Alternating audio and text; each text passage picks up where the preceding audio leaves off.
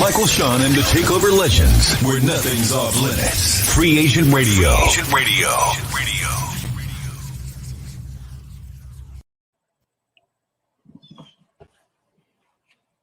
Yep. Morning. Unmute, Mike. Unmute your mic. Mike, unmute. Hey, good morning, people. While he figure out there we go. Good morning. Can y'all hear me? Yes, now we can. Are you good? Loud and clear. Aye. All right, we're good. Welcome to Mike, Shawn, and the Takeover Legends. Jay Black, DJ Cam, Sexy Mo, Shawnee Scott, Free Agent Radio, Media Room 360. We got to get this Instagram going live right now so we can get all y'all on here. Oh, my goodness. Shut up. All right. Here we go. Dun, dun, dun, dun, dun, dun, dun, dun. Get everybody on Instagram live right now. Is today Wednesday? Yep. Today is Wednesday. It is. Cinco de Mayo. Cinco de Mayo? Yep. It's number party. I about to say, can we break that party. down? I don't even know what a Cinco de Mayo will be, honestly. Like, really. Drink as much as you can. That's what I. It's called Number drink party. as much as you can. And how about I know this for a fact? Mexico don't even celebrate Cinco de Mayo. It's just some, stuff that we put together. You know how we do. Like, shout to America. Shout to everybody on my Instagram live right now. I'm waiting for Jay Black to get on. Then I gotta invite DJ Cam, Ghetto Celeb #1. Morning. Mm-hmm. It's just T Marie. Listen, y'all. I appreciate y'all on my Instagram live. Get that Free Agent Radio. It's free. Get that app. Get that Media Room 360. Kathy, good morning, Kathy. Kathy's up. Free Good Agent morning. Radio. Just download the app and you can hear it. Turn me down. And then, Turn the volume down. And then when you want to watch it on TV, it's right behind me, right there. Hold on, let me press the button so that we got the live stream going on. Team Swag said, "How's it going, Mike?" It's going good. It's going good. We're trying to change the world. We're trying to. D. Marie, good morning. Hold on, let me turn. Whoa. D. Marie says, "Good morning." I saw that she got engaged yesterday. Did I see that, D. Marie? Congrats if you did. I think I saw you got engaged on your IG. D. Marie got engaged? I swear I saw that yesterday. She was shining some diamonds with her freshly done nails. I was like, look at that. Look at D. Marie. If she didn't, you done killed her life. Yeah. You done killed her life right now. Cam, I sent you the invite. All right. Wait. Send it again. Wait. No. I just sent it. Yeah. 215. He said, "Good morning, fam." 215. I love that the name that you got. 215 a-hole. Mm-hmm. D. Marie, confirm if you got. No, I got my nails done. Oh my God. Okay. I ain't gonna that's lie. Jay Black should have the same. Hold on. Jay Black should have the same 215 a-hole. I'm the worst. I was like, oh, she got engaged yesterday. See, I got don't know. engaged. I'm an IG rookie. Wait. Hold up. She got her nails done, and you took that as she got engaged? I saw. How you see the hand. So she posted the hand, and I saw the ring, and I ain't put. I'm like, oh, she just got engaged. Good thing I didn't say congrats. Oh, I was. God. This mother said.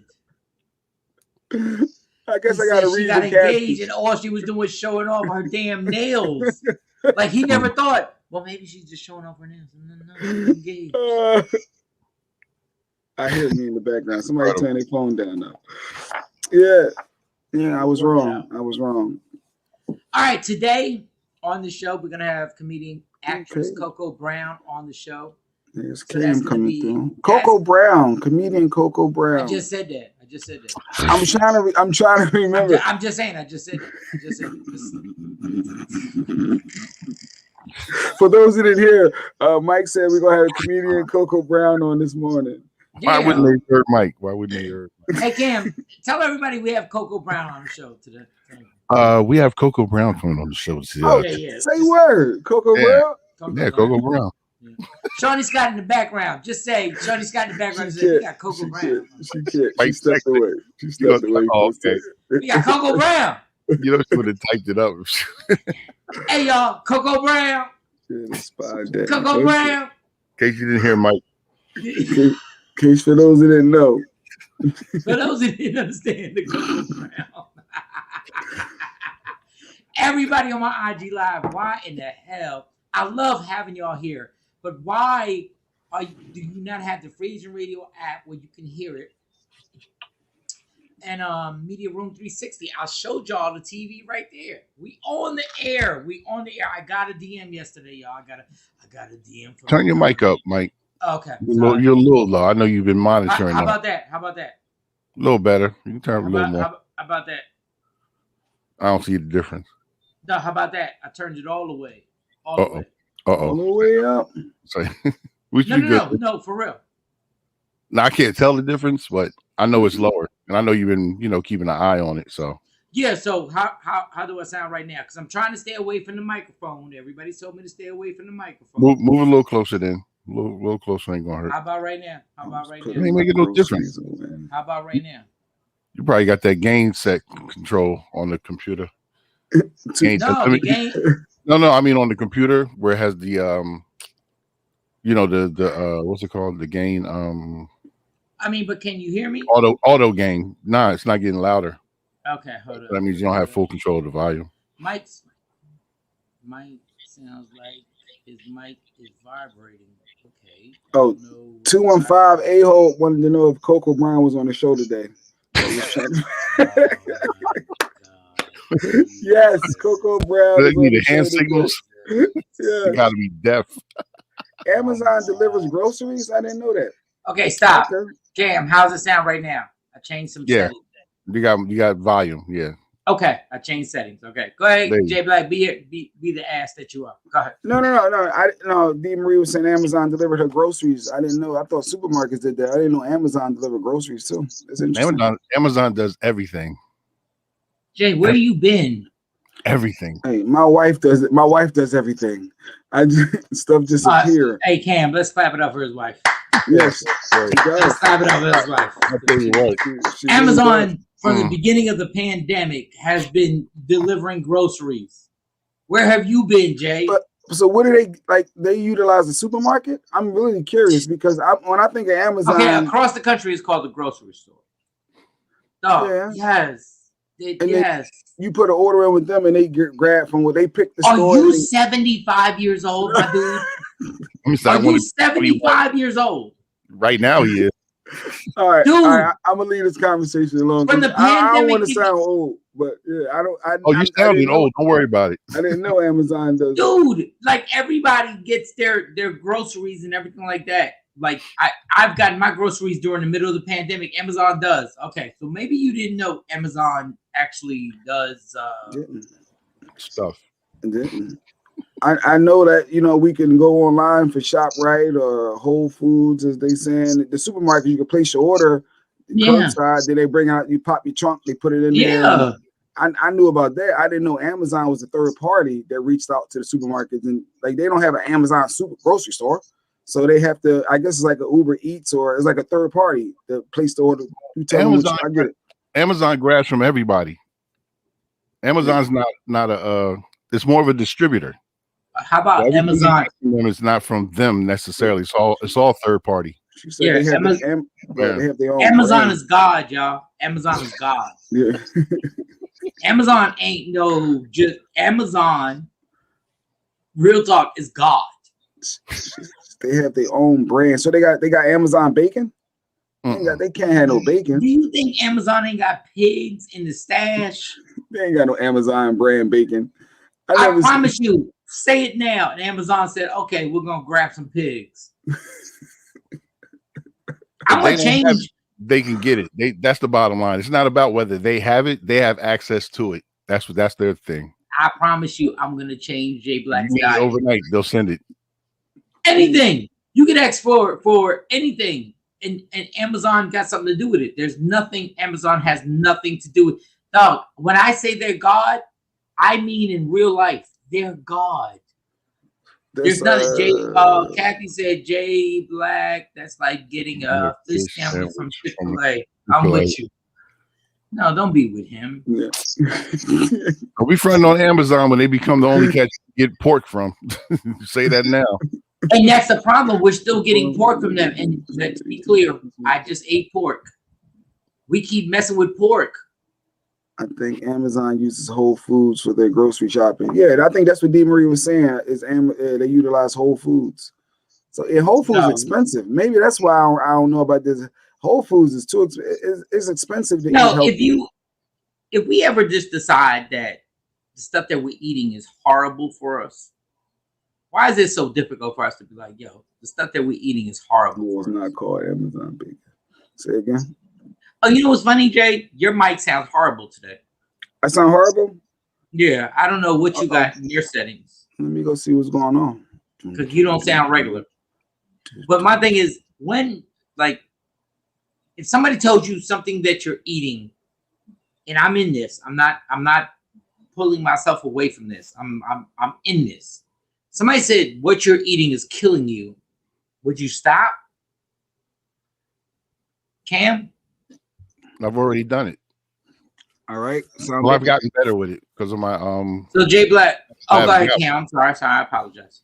I have gout, so I had to find out there were certain foods I was allergic to. Wait, you got that gout? You got the gout? You all right? In real life. Calm down. We're gonna take it down 2 notches. You got that gout. That sounds bad. I already know what it is, but gout. The way you're yelling it, I don't know. But my thing is, well, my thing is, it is bad. They try to get me upset. Like, no, because that's the instigator of the whole entire world. Do you need something? You need a care package? No, Jay Black. How about when we find out your arteries? Like Jay really think he gonna eat bacon every single morning. Let me tell you something. If Jay's eating bacon the way that he's saying, or even half of the way that he's saying, I'm gonna tell you now, you got gout. I don't even know what gout is, but I don't want it. I tell you that. I don't even want it. If you are eating bacon the way that you say, trust and believe, one morning you're gonna wake up and your foot is gonna be as big as your head, and you ain't gonna be able to walk, and it's gonna change your whole life. Trust me when I tell you. When I tell you, I haven't had pork. I haven't had pork in 15 years. That was when I tell you, y'all think it's a game. Yeah. Y'all think it's a game. What you got? You got to take you take insulin or something for the gout? Like what do you got? You got dialysis or something? No. I changed my diet. I'm not about medicine, so I said, well, I asked the doctor, what can I do? He said the things that we find out you're allergic to, you just gotta stop eating. So I don't eat beef. I don't eat beef on a regular. We shouldn't eat it twice a year. I don't eat any pork. Y'all disrespectful. I don't. No, we're not disrespectful. You old school slave. You ain't got no bacon cheeseburger in your life? No, you old school eating everything off the pig. No way. No, literally. Let me tell you something. Let me tell you something, Jack. Let me tell you something, Cam. Good. I'm listening. If I had the money, like I had that amount of money, I put all of us. I would have a nutritionist sit there and break us down and say, this is what's going to make you better. Bacon is not going to make you better. Pork ain't going to make you better. Beef ain't going to make you better. Y'all can, like, if I send y'all to the YouTube pages to see what we're eating, and I eat it, dog, like we're killing ourselves. Everybody want to hear all that, man. I love my bacon. I don't give a what you want to hear because you want bacon in the morning and scrapple. I love my bacon and my scrapple. I want to have some scrapple because when I'm 72 years old and I'm struggling, I want to be like, well, I ate my scrapple. At least I got my scrapple and my bacon every day. I don't care if my arteries are clogged and I'm shooting insulin into my stomach and my arm. I don't care because I wanted my scrapple because I'm a caveman. Wait, can I eat cheesesteak still? The third Wednesday of every month when they're on discount? Can I get a cheesesteak? Jay, no. No cheesesteaks? So if I told you I smoke crack every other week. What? Now, how did it go there? Good morning. If I say smoke crack every other week, what would you say? What you'd like? I can't believe you said smoke crack. Dog. We die because of this stuff. Kathy, I'm not laying off the Scrapple. You unhealthy too. Go ahead, die in your sleep, Kathy. Go ahead. Kathy, enjoy your Scrapple, Kathy. Enjoy it. Good morning, Jay Cook. It takes away all this stuff. Takes away all your energy. It takes away everything. Like we get so caught up in these foods. They're drugs as powerful as any crack, any heroin, anything. That's how powerful this is. Beef is bad for you. And I love beef. It's bad. It's bad for you. And so is ice cream probably eating the yes, greasy because pizza. it comes from a cow. It comes from a cow. You're not supposed to be just eat the only people who Kathy said I can have it, just eat it in moderation. Thank you, because listen, moderation. God bless moderation. God bless moderation. The fact of the matter is, somebody made a simple point. Why are we drinking milk out of cow when the only people who should be drinking milk out of cow is a calf? They're born. That's the only person who's supposed to be drinking milk. Milk is horrible. Wait, you said we shouldn't be drinking milk as a people? No. Human beings are not supposed to be drinking milk out of a cow. Their calf is supposed to drink milk out the cow. D. Marie said she just threw her phone at you, Mike. She threw her phone. Okay, throw the phone. Guess what? When somebody's breastfeeding, she don't squirt it in your mouth. Say, "Come here, Jay. Come on. I'm gonna have this." No, because it's not meant for us. It's not meant for us. It's not meant. Milk is the worst thing ever. They told us milk would make us grow and be strong. It's a lie, and now they don't even promote that because they know it's a lie. So breastfeeding your kid. So the myth of breastfeeding your kid is perfect. It's perfect. Drinking out of a woman that is your mother is perfect. Okay. Drinking out of a cow. Would you suck a cow, Jay? No, would you suck a cow? Apparently, as kids, we all did because we all ate cereal and milk. We all. That's my point. That's my point. We're drinking out of a cow. Would you suck a cow? Would you suck the milk out of a cow? If somebody did they cowing thing and put it into a cup, would you drink it? No, you wouldn't. No, I wouldn't. Because we're not supposed to be drinking that shit. I would think it needs to be put in the red top bottle, and then that's what makes it official. Yeah, because they pasteurize it and they send it through an assembly line, and then they bring it to you, and you drink something out of a cow. Damn it! Like what? I'm not even like that smart. What are y'all doing? So wait, what are you supposed to have with your cereal then? Like when I want my Fruit Loops, almond milk. Almond milk. You want to answer almond milk? What did almond? You can have my boys drink almond milk. Yeah. Yes, because they're smart. Yeah, they saw a thing on cows and how it was processed, and they came home and said, "Daddy, we don't want to drink milk anymore." And they haven't had milk in 7 years. Does it taste the same? Does it taste good, or is it? Who cares, Jay Black? Who cares? The taste matters. The taste matters. Oh, so you'll kill yourself because the taste don't taste good? I'm just being a realist. You're not being a realist. You're being dumb. If I tell you what you're eating is killing you, and you go, "Yeah, but it don't taste good." But Mike can smoke a Black and Mild multiple times a day. And dude, and how about this? How about this? Unlike Jay Black, I can be like, "You're right." You see how easy that is, Jay Black? Do you see how? Why are you doing it? Why are you smoking it? You know it's going to kill you. Yeah. And guess what? I'm like, you're right. I need to do better. Jay Black, say you need to do better, bitch. Say you need to do better. God.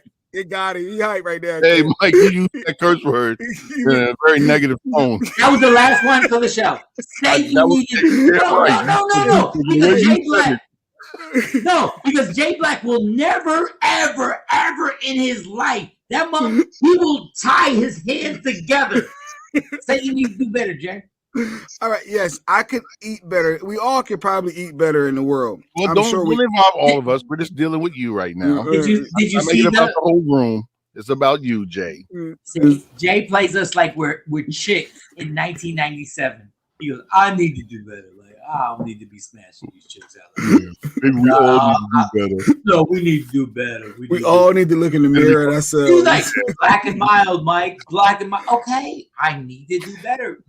And guess what? The black and milds are killing me. So, Jay Black, the black and mild are killing me, and I have to stop. Good morning, Rodney Perry. Good morning. Rodney just jumped on your line. Rodney Perry, thank you, Rodney Perry. So, Jay Black, so hold up. So Jay, so is the bacon every morning in the scrapple killing you? I'm gonna say that it's not killing me because it's something that I'm honestly. If I love eating bacon, I love eating my scrapple. And Jay, I enjoy. I'm asking you, not what you like. I'm asking you, is the scrapple and the baking every morning killing you? I would think I would need a nutrition, a professional to come on and say that it's killing me for me to believe it. Cam, I don't believe because Mike said it. Mike said bacon is bad for me. That's fine. Cam, I want to talk directly to you. Black and mild are killing me, and they are shortening my life expectancy with my family. Mm-hmm. And I need to stop. I get it. Back to Jay Black. I want to focus on you with the black and mild. No. Rodney Perry, does bacon kill you, Rodney? Scrapple had to be. What he's saying? Scrapple had to be. That is the bacon. I love scrapple, Rodney. I love my scrapple and bacon. We didn't ask you what you love. We asked you, is it killing you? I don't think it's killing me because I feel fine. I lost weight over the years. Okay, losing weight don't make you healthy. Don't get caught up in that either. Weight's not about health. Somebody said there are facts. Skinny people die every day. Mike is not human. No, you're not supposed to like if you really believe eating pork is not killing you, that's crazy. That's a lot. That's called the stubbornness of life. I don't think it's killing me. I think it's something that we enjoy. It's a guilty pleasure. I guess if we eat. Do you think your blood pressure and your anxiety? My blood pressure is good. Anxiety. When's the last time you checked it? I mean, he checks it once a year, and then he just runs with it. He's eating bacon every morning. Oh, game night's gonna be fun. I'm gonna bring my blood pressure. Yes, just bring it. Just bring it. Then we're gonna play. Let's check everybody's blood pressure. Now, mind you, Jay Black be lying as hell because Jay Black has situations going on, and I'm gonna leave it at that. Oh, he said it. So wait, Rodney Perry, he chimed in. He said definitely not the same as black and milds are worse than my bacon. So you smoking them black and milds every day, multiple times a day, and me eating my bacon one time. I just admitted it. I just admitted it. Mike admitted what it's doing to him. You're in denial. You're saying that you're in denial. It has no effect on you. I don't feel that bacon is having an effect. First of all, Rodney Perry, thank you for doing the show. It's one of the amazing things. Like the response was amazing. I just admitted I have to stop smoking black and milds. Your turn. I'm not stopping eating my bacon. I love my bacon. Okay. If I don't have bacon, it has to be scrapple. Honestly, on Sundays, my wife, she give me a couple pieces of scrapple and a couple pieces of bacon. It's like it's like my breakfast sampler. It's like on Sundays. You eat like you just came off the plantation. Like you eat everything that is the wrong thing for you, dog. Like that's the wrong thing for you. Your arteries. I don't want. Let me rewind that. I don't want. But a doctor's gonna tell. But Cam, how many times have I told you? How many times have I told you? There's gonna be a point in life where a doctor's gonna say you have to change your diet.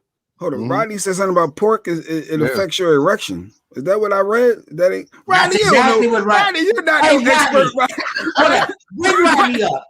Hey, send Rodney a link. Goddamn, send Rodney a link right now. Rodney, I'm gonna send you the link real quick, Rodney. Hold on.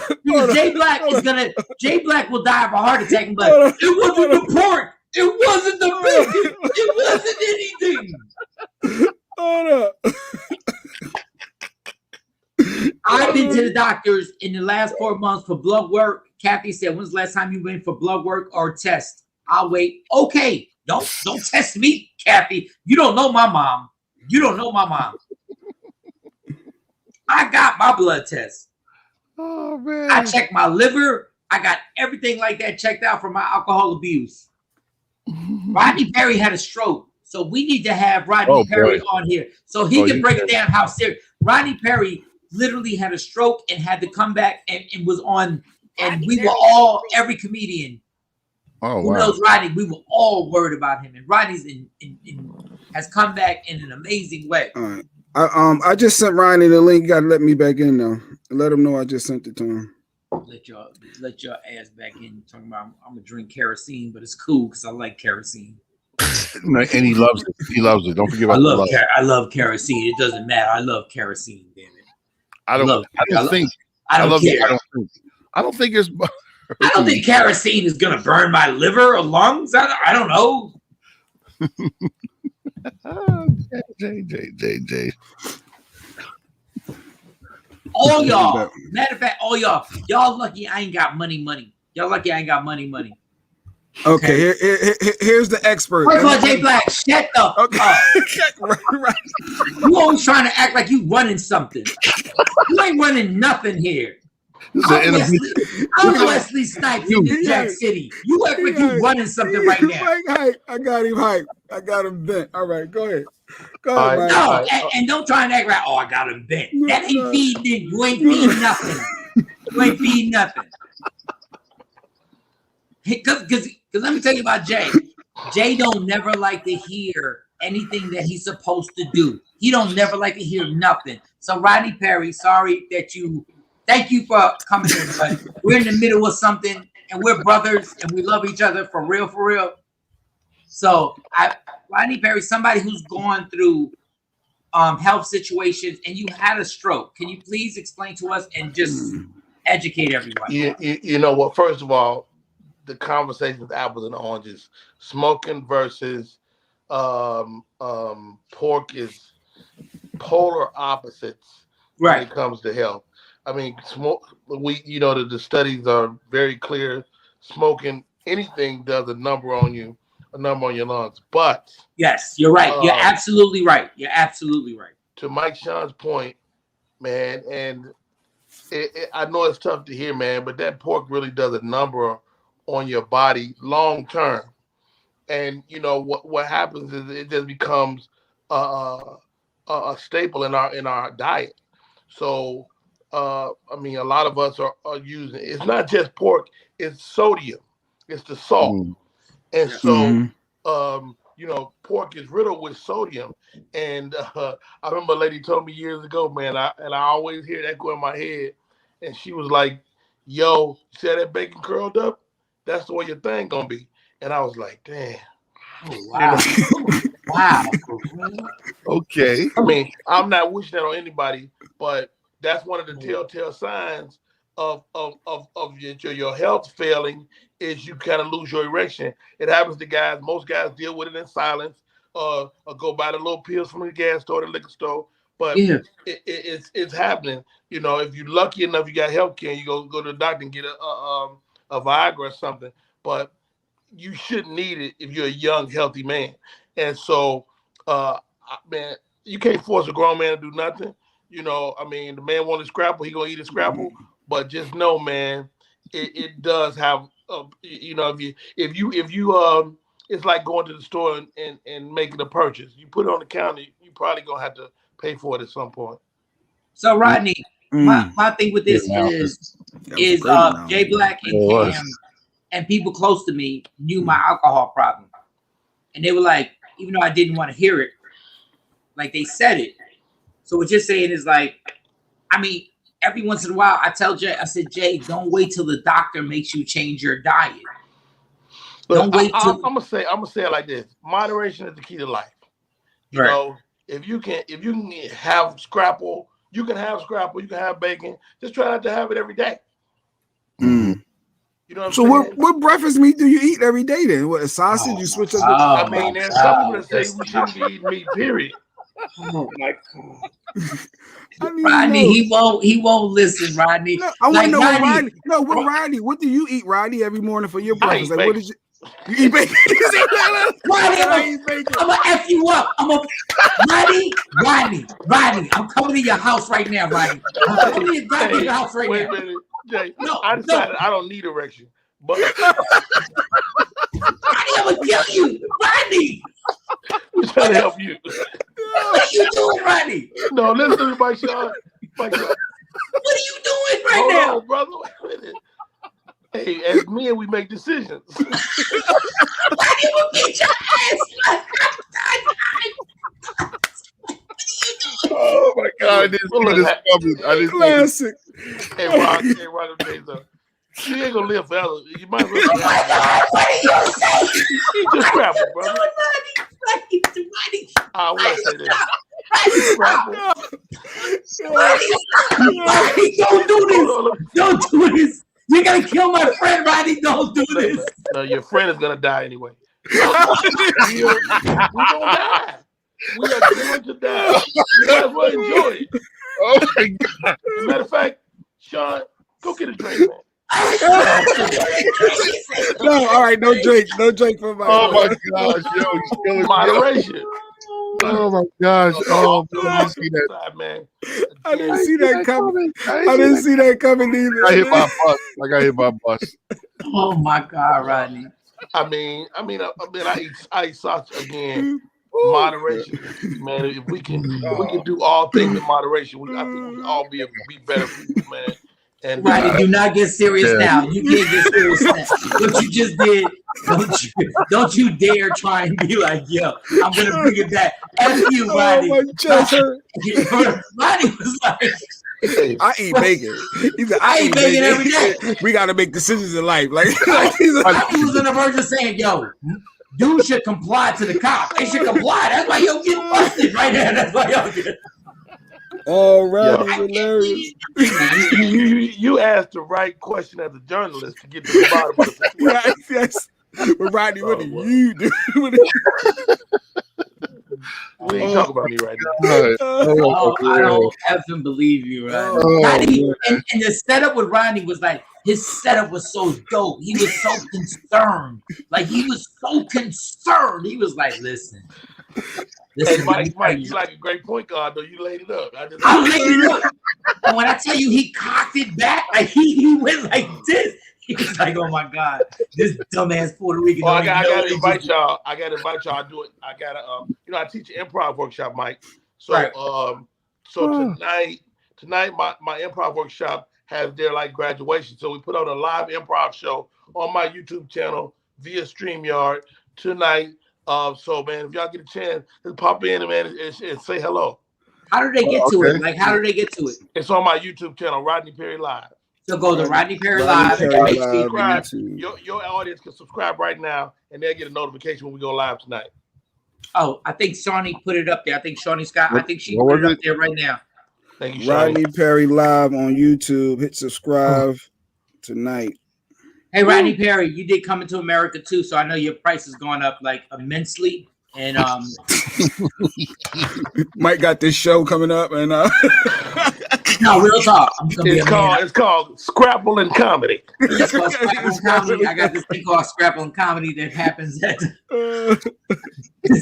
So exactly how much pressure you gonna put on me? Like June 17th, I don't know. Just if you're free, like if you happen to be. Can I do June 17th? Get this, Mike, Shawn. I booked another movie. Nice. Mike, Shawn, this might be a big one too. So you know Joe Coy.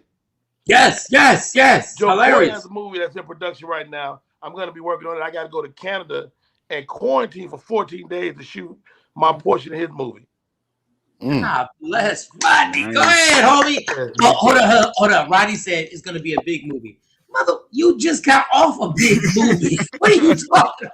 Dude, I think I got another one. Joe, I got another one, Mike, for real. Oh, and another one. So you're going to be in Canada. So just hypothetically speaking, will you be done by July? Because I have another show. I will be done by July.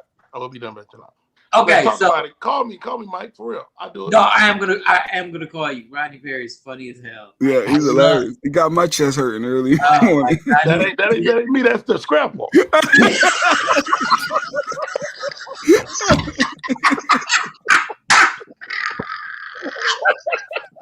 First of all, let's talk about Scrapple. Let's talk about Scrapple, Rodney. Let's talk about. I had never heard of Scrapple. I was in Baltimore. And the guy was like, what is that? He's like, oh, Scrapple. I was like, what the hell? Scrapple and hot dogs are the malt liquor of meat. Yes, they are. Yes, they are. The other day, I mean, you got to think, man. As black people in America, we got the scraps. We got the scraps, and we made stuff that we love to taste out of it. But the reality is, it's the worst thing to put in your body. Ever. You know, Scrapple and a hot dog. And I love hot dogs. I'm from Chicago. I love hot dogs. But hot dogs is like drinking malt liquor. Oh, English 800, the worst liquor you can possibly drink. And we made a whole delicacy out of it in the 90s. So it's like, you know, when you know better, you do better. Like, dude, like, make it a point, you know, one, to eat maybe some higher end meats. You know, hot dogs and Scrapple. Like, I knew Scrapple was bad because they were pigs that looked at each other and said, "What?" Like, pigs were disgusted. Like, pigs said, "Huh? Y'all eat what? We don't even know what that is. It came out. Did that come out our ass?" Scrapple is children's first cousin. Yeah, exactly. That ain't good. Yo, Scrapple is their first cousin, and the fathers don't even admit that they're the fathers to it. Like, the fathers be like, "I don't even know who Scrapple is. I don't know who they are. I don't even know who they are." It ain't mine. It ain't mine. What's your mama name? We did hang out there one time.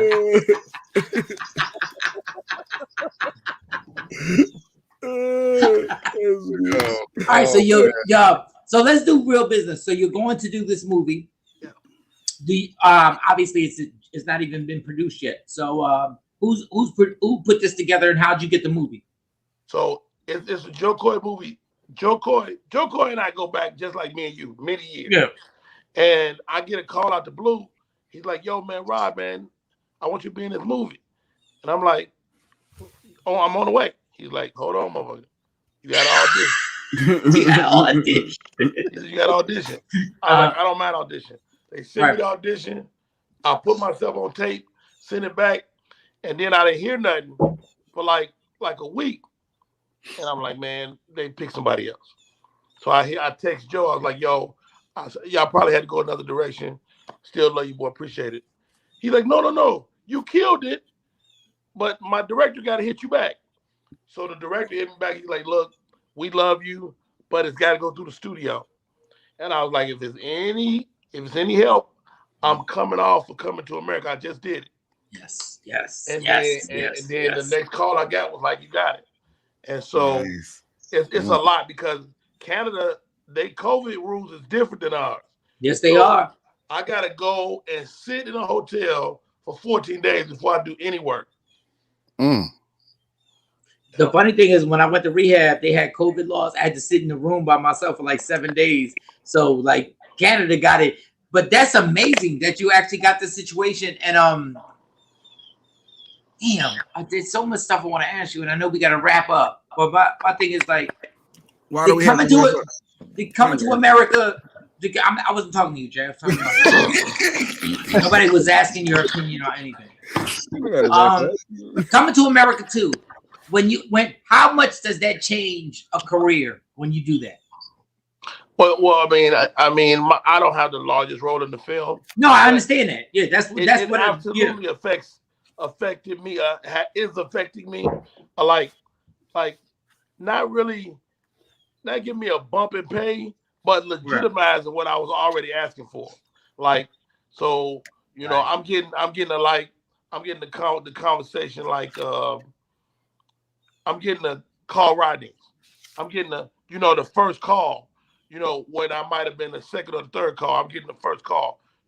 I'm getting no pushback on the 7,000 on the, I'm getting no pushback on that. And I'm like, that should have more money. You know what I'm saying? So that's the way it kind of leveled the playing field a little bit. And it should, because you're worth that amount of money. You said 7,000. I realized July 7th. Never mind. Call me, Mike. I'm coming. I'm telling you.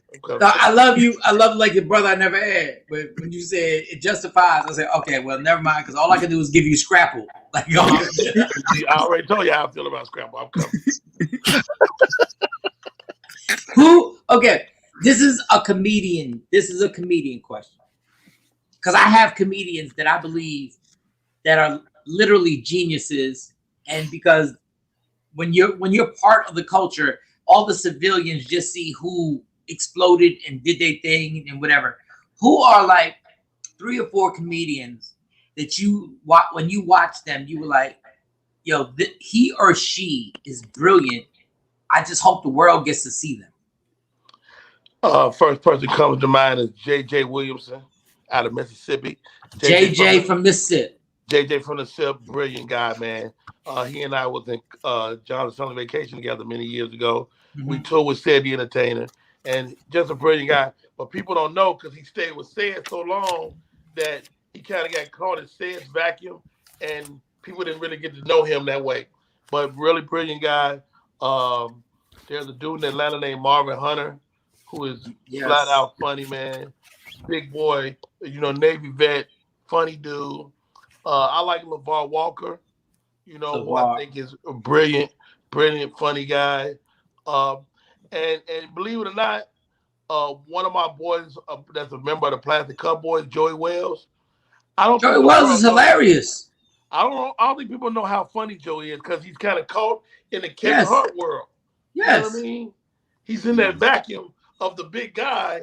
And, although I think he's probably top 5 funny dudes in America, people don't really know. JJ from I like from Texas, Marcus Wiley. Okay. Marcus Wiley is hilarious. And JJ from the SIP, actually, after I got off my alcohol binge, he replaced me on DD in the Morning. And he's on DD in the Morning on the syndicated morning show. Get out of here, I didn't know that. Yeah, just so White Gary understands, I don't hate on anybody. I got love from JJ from the SIP. He's hilarious. He's hilarious. Yes, sir. Take his ass off the list. I didn't know that. I'm sorry. Yeah, I wish he did. I think we should take his ass off the list. Reevaluate. I'm sorry, JJ. You just got taken off the list.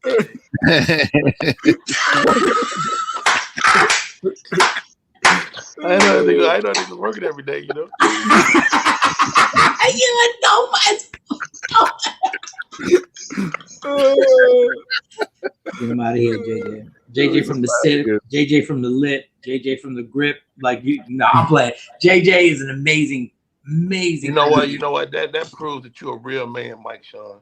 Because it take a real man to publicly hate on a nigga. You know what I'm saying? I thought he was going so sentimental. Hey, Mike, he held it back as long as he could. He's like, yeah, that's the dude that got my old job. Hey, Rod, let me let you go, man. Rodney is an instigator. No, I'm saying, you can get a job when I'm in rehab. No, stop. I'm not doing this. I'm not playing these games with you. I love JJ from the SIP.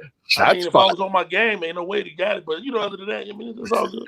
Oh, you enjoy them bitches. No, why'd I do that? What? See, why?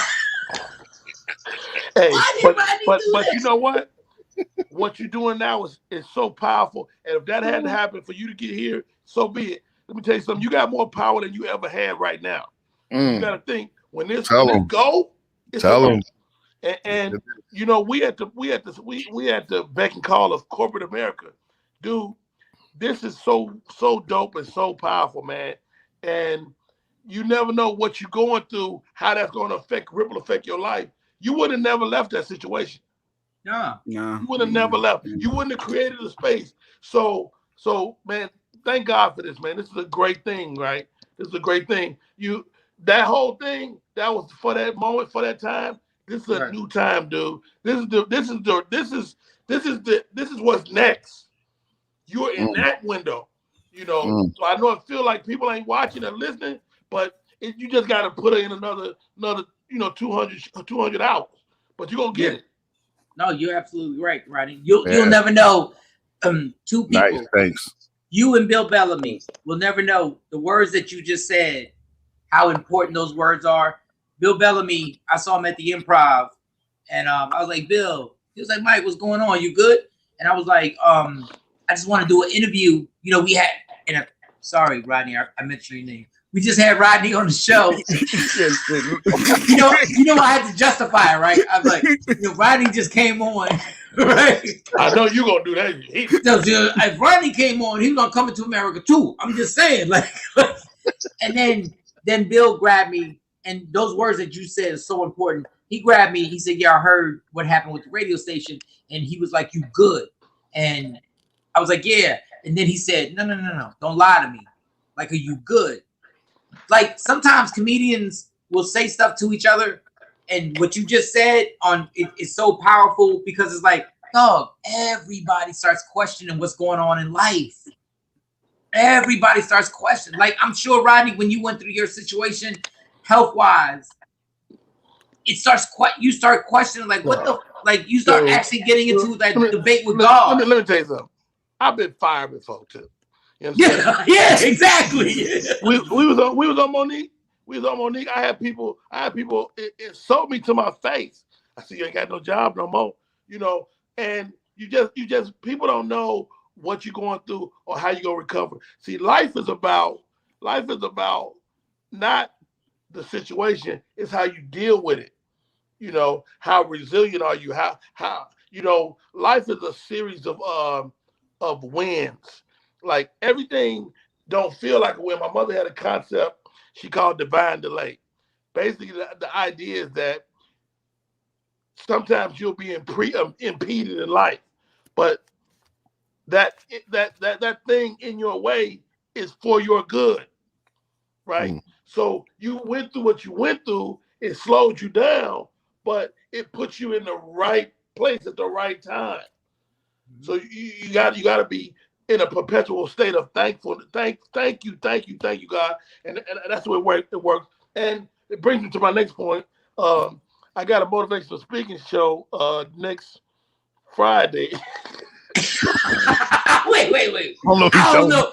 I don't even know how to take you right now. No, I'm actually getting into that space, man. And you know, so many people, you know, after a pandemic, people are in need of just to hear a good word. And you know, I've always been that one to give it to my friends and family and stuff. And so I've just been expanding my brand to include motivational speaking, man. And I got my first booked event next week, dude. When I tell you, Mike Shawn, this little speaking money is kicks comedy money in the nuts. No, I know. I don't know why I'm whispering to another man. Rodney, me neither. Rodney. We can hear y'all. We hear you. When you shut up, Rodney, come back, come to the screen. It's almost like 45 minutes of the jokes that you've written your entire life, and then all of a sudden 45 minutes of the pain or whatever you've gone through, and all of a sudden the jokes don't seem as important because goddamn, I did a booking and I did 20 minutes for a little business, and I was like, I haven't got paid like that. Now, Rodney, you did come to America. I haven't got paid like that. I felt like I did 3 weekends at the Improv at Hey, Mike Shawn, I get it. And guess what? Now you're alcoholic. Yeah. You know what I'm saying? Now you got addiction. Now you can speak to addiction. What it is to overcome that. Dude, that's powerful. Thank you, God, for making me an alcoholic. In the world. That's a way of saying things. Hey, right? That was a blessing? Yes, it's a blessing. Come on, Scrapple, stay with us.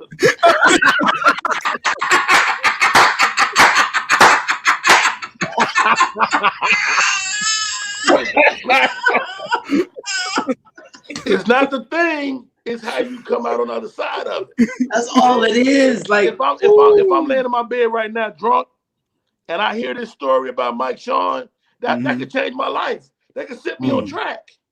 No, real talk. That's real. Yeah. You know what I mean? Yeah. Like that addiction. So it was this comedian, man, we used to do Alcoholics Anonymous shows, right? And so they would call us. The only rule on the shows, you could use all of the language, whatever. You just couldn't talk about alcohol and drugs. Oh, Rodney. So this dude comes to the show drunk. I did. What was his name? I can't remember what was his name. I don't know if I want to even give his name. God took it out of my head.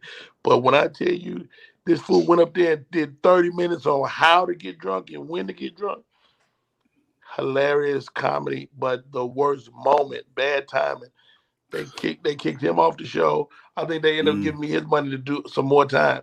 And that was Rodney, that was somebody in New York, somebody in New York took me to, they said they had a meeting, and they said, not a meeting, they said they had a show.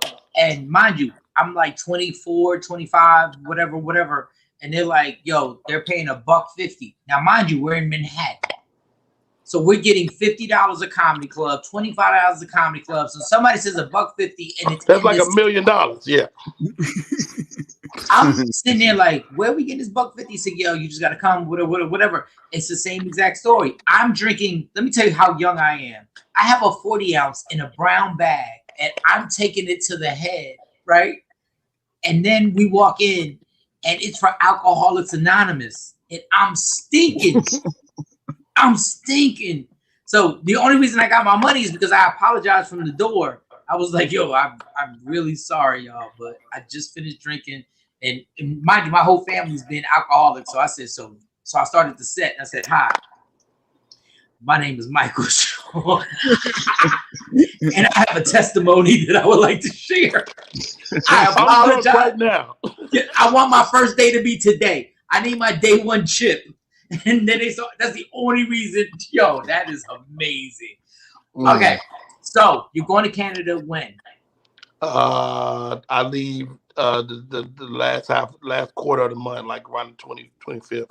You know you're making money when you start breaking down the months and quarters. Quarters. That is that bull right there. I didn't know they had quarters in the month. Rodney said the last quarter. I've never.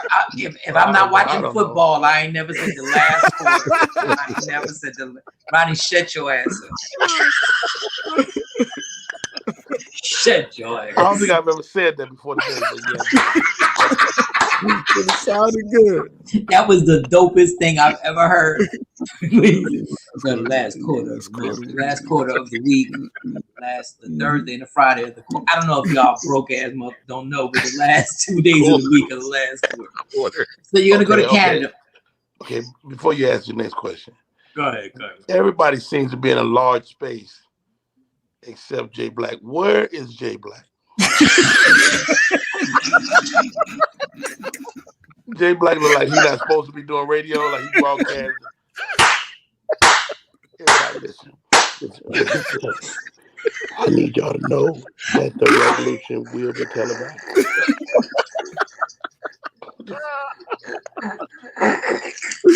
That was good. That was good. Jay Black's face was created by Willy Wonka.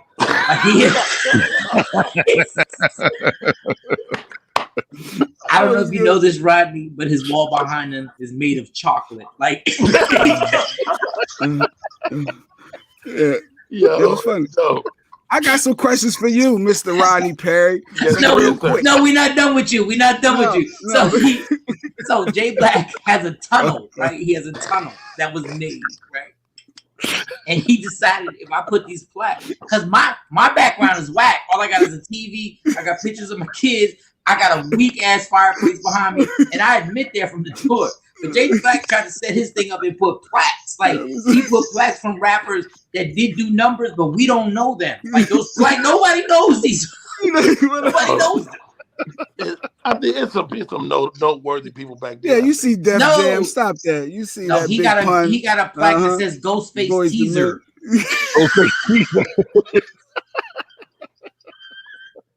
Go he ahead. Got a plaque for $3 million that says Red Tan. Black question, Mike Shawn. Go Black. Yeah, I like to do this little real quick thing, right? Last time I did go ahead. You know, like you got to pick between, like I always says, like Wheel of Fortune and Jeopardy, and then Rodney Perry got to pick.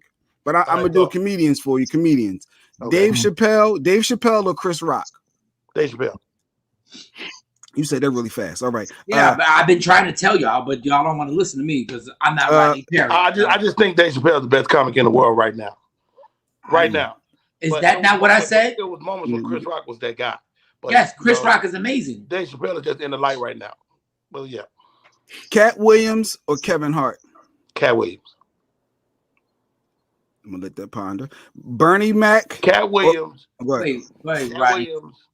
Kevin is a better human being. Cat Williams is a better comedian. That's good. And Rodney, let me go into this because I've seen comedians at bars who love after the show to start going at Kevin Hart this, Kevin Hart that. And I always say this. Let's just do this, y'all. Forget everything that goes on. Do you work harder than him? Nobody does. And everybody gets quiet, and then I walk away. Nobody works harder than Kevin Hart, and including Cat Williams. And Cat Williams is a hard worker. And I would like to see them get on the same page because they could have a movie career together that would rival any buddy comedy situation. No, you are because absolutely right. Kevin Hart don't get to exist without Cat. Because Cat burst through that thing first. Yeah. And then Kevin Hart came. Yeah. That would be amazing. Cat vacated the title. Kevin Hart took it and it never gave it back. It's like Cat said, hey, boo-boo, hold this for me. And Kevin was like, all right. I got it. No, that is a great analogy. A great analogy. Go ahead, Jay Black. Give me another one. Cedric or Steve? Cedric is my mentor, one of the best human beings. He taught me the game. But I work for Steve too. You know, I like Steve Harvey. Steve Harvey can be an asshole, but he gave me some game that I can't get from nobody else. But Steve definitely said all day first. Like if Cedric's in town, I'm calling him. We going to hang out, drink beers, drink some alcohol, and smoke some cigars. Okay, Steve Harvey don't do that. Hey, and that's so 100. Everything Rodney just said is such a beast. Kings of Comedy. If you had to rate the Kings of Comedy, if you had to rate them, Bernie number one, obviously. Bernie number one. Said Steve DL, but Steve DL. Yeah, but I would. You think Steve is funnier than DL? Yeah, but not funnier. He was just in a higher position at that time. But I think DL over the years has gotten way better. Right. Okay. You know? And I'm just going by also talking to people over the years that you didn't want to follow Bernie or say it during that time. No, not at all. And Steve was the quintessential host, so that put they put DL in the fourth spot. Got you. Okay, understand. Go ahead, Jay. Tracy Morgan or Mike Epps? Mike Epps. I love Tracy Morgan, but Mike Epps. I've seen Mike Epps be the best comedian I've ever seen in my life. Like, you know, you see a guy like one night he's better than he's ever been. I've seen Mike Epps. Like the whole Richard Pryor comparison is real when it comes to him. He can get into some dark places that's you be like, yo, like Mike Epps could low key be the best comic ever. You know what's funny? You know what's funny, Rodney? This might sound crazy, so I want to make sure I say it correctly. When you said the dark places, it's almost like Mike Epps' life got better in a way where Richard Pryor never got to see a better version of life where you have a family and you have kids.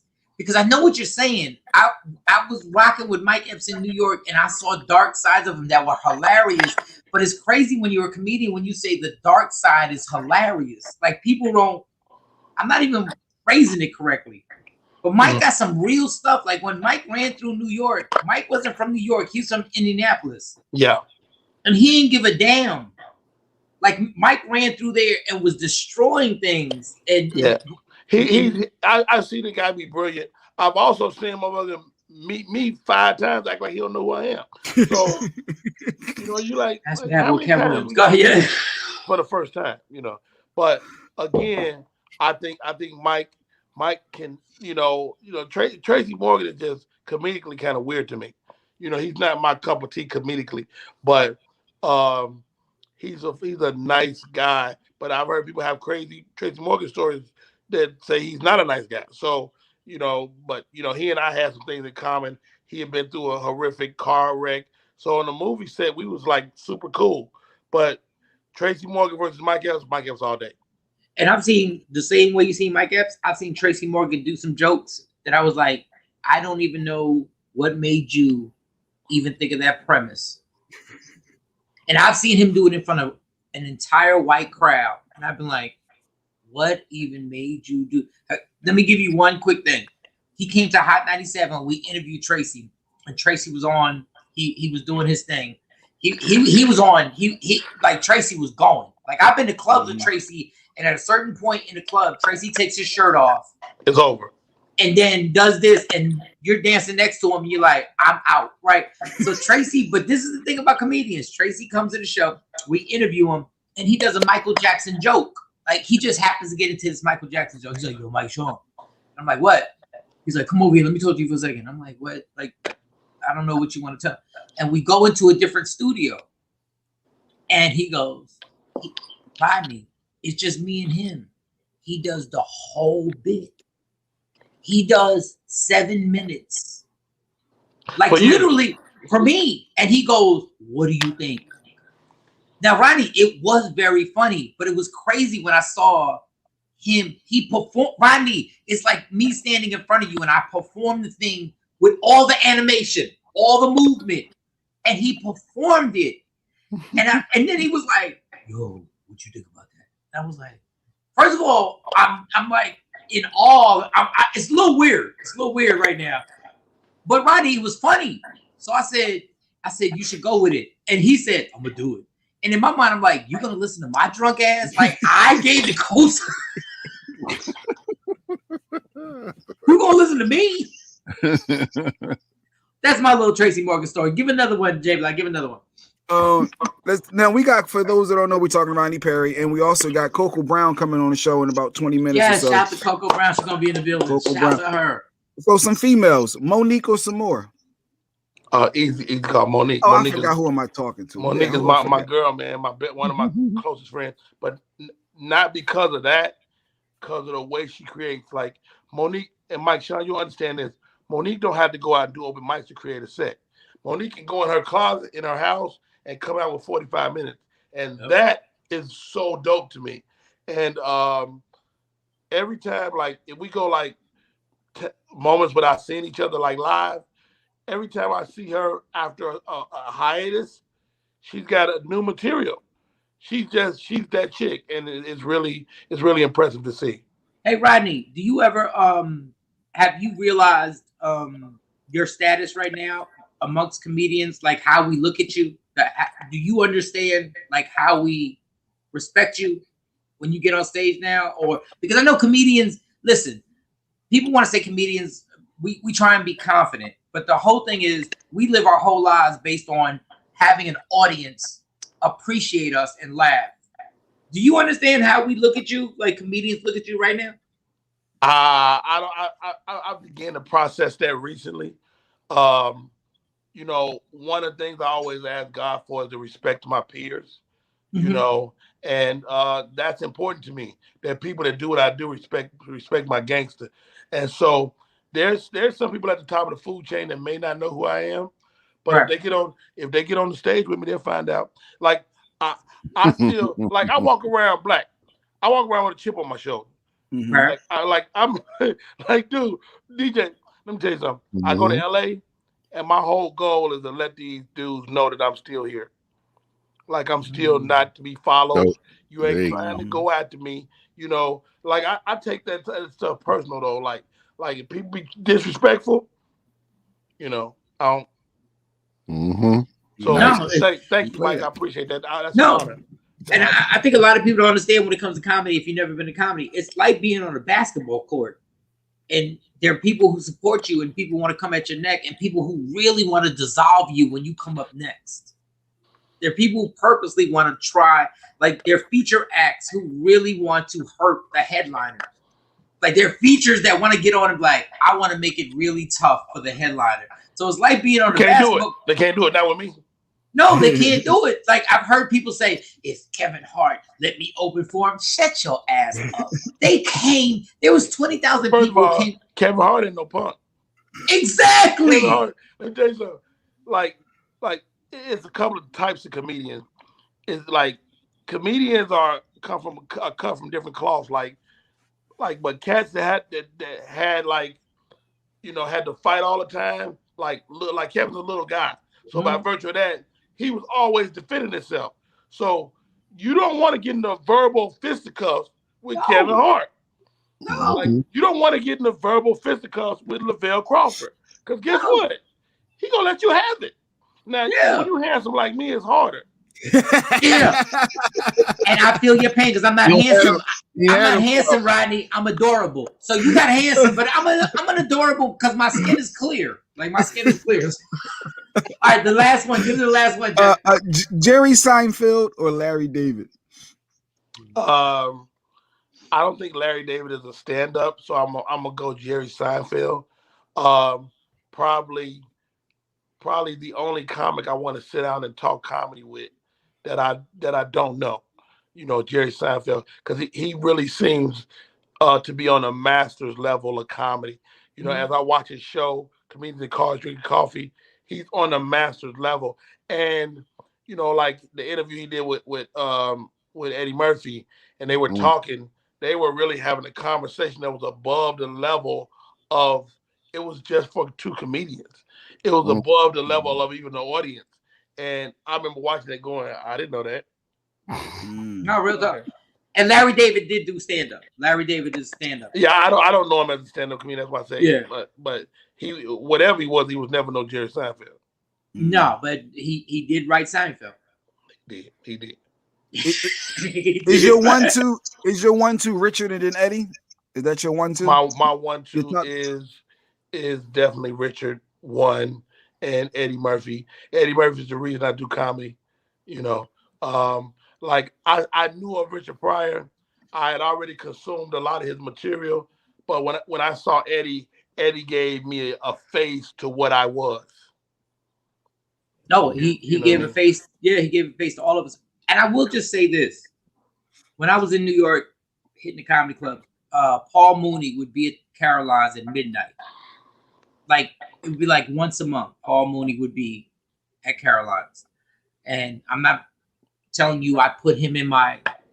What Paul Mooney did at midnight at Caroline's, selling it out, and the material he did was absolutely amazing. Like, wow. Paul Mooney said, "I'm killing it because you white folks is walking out."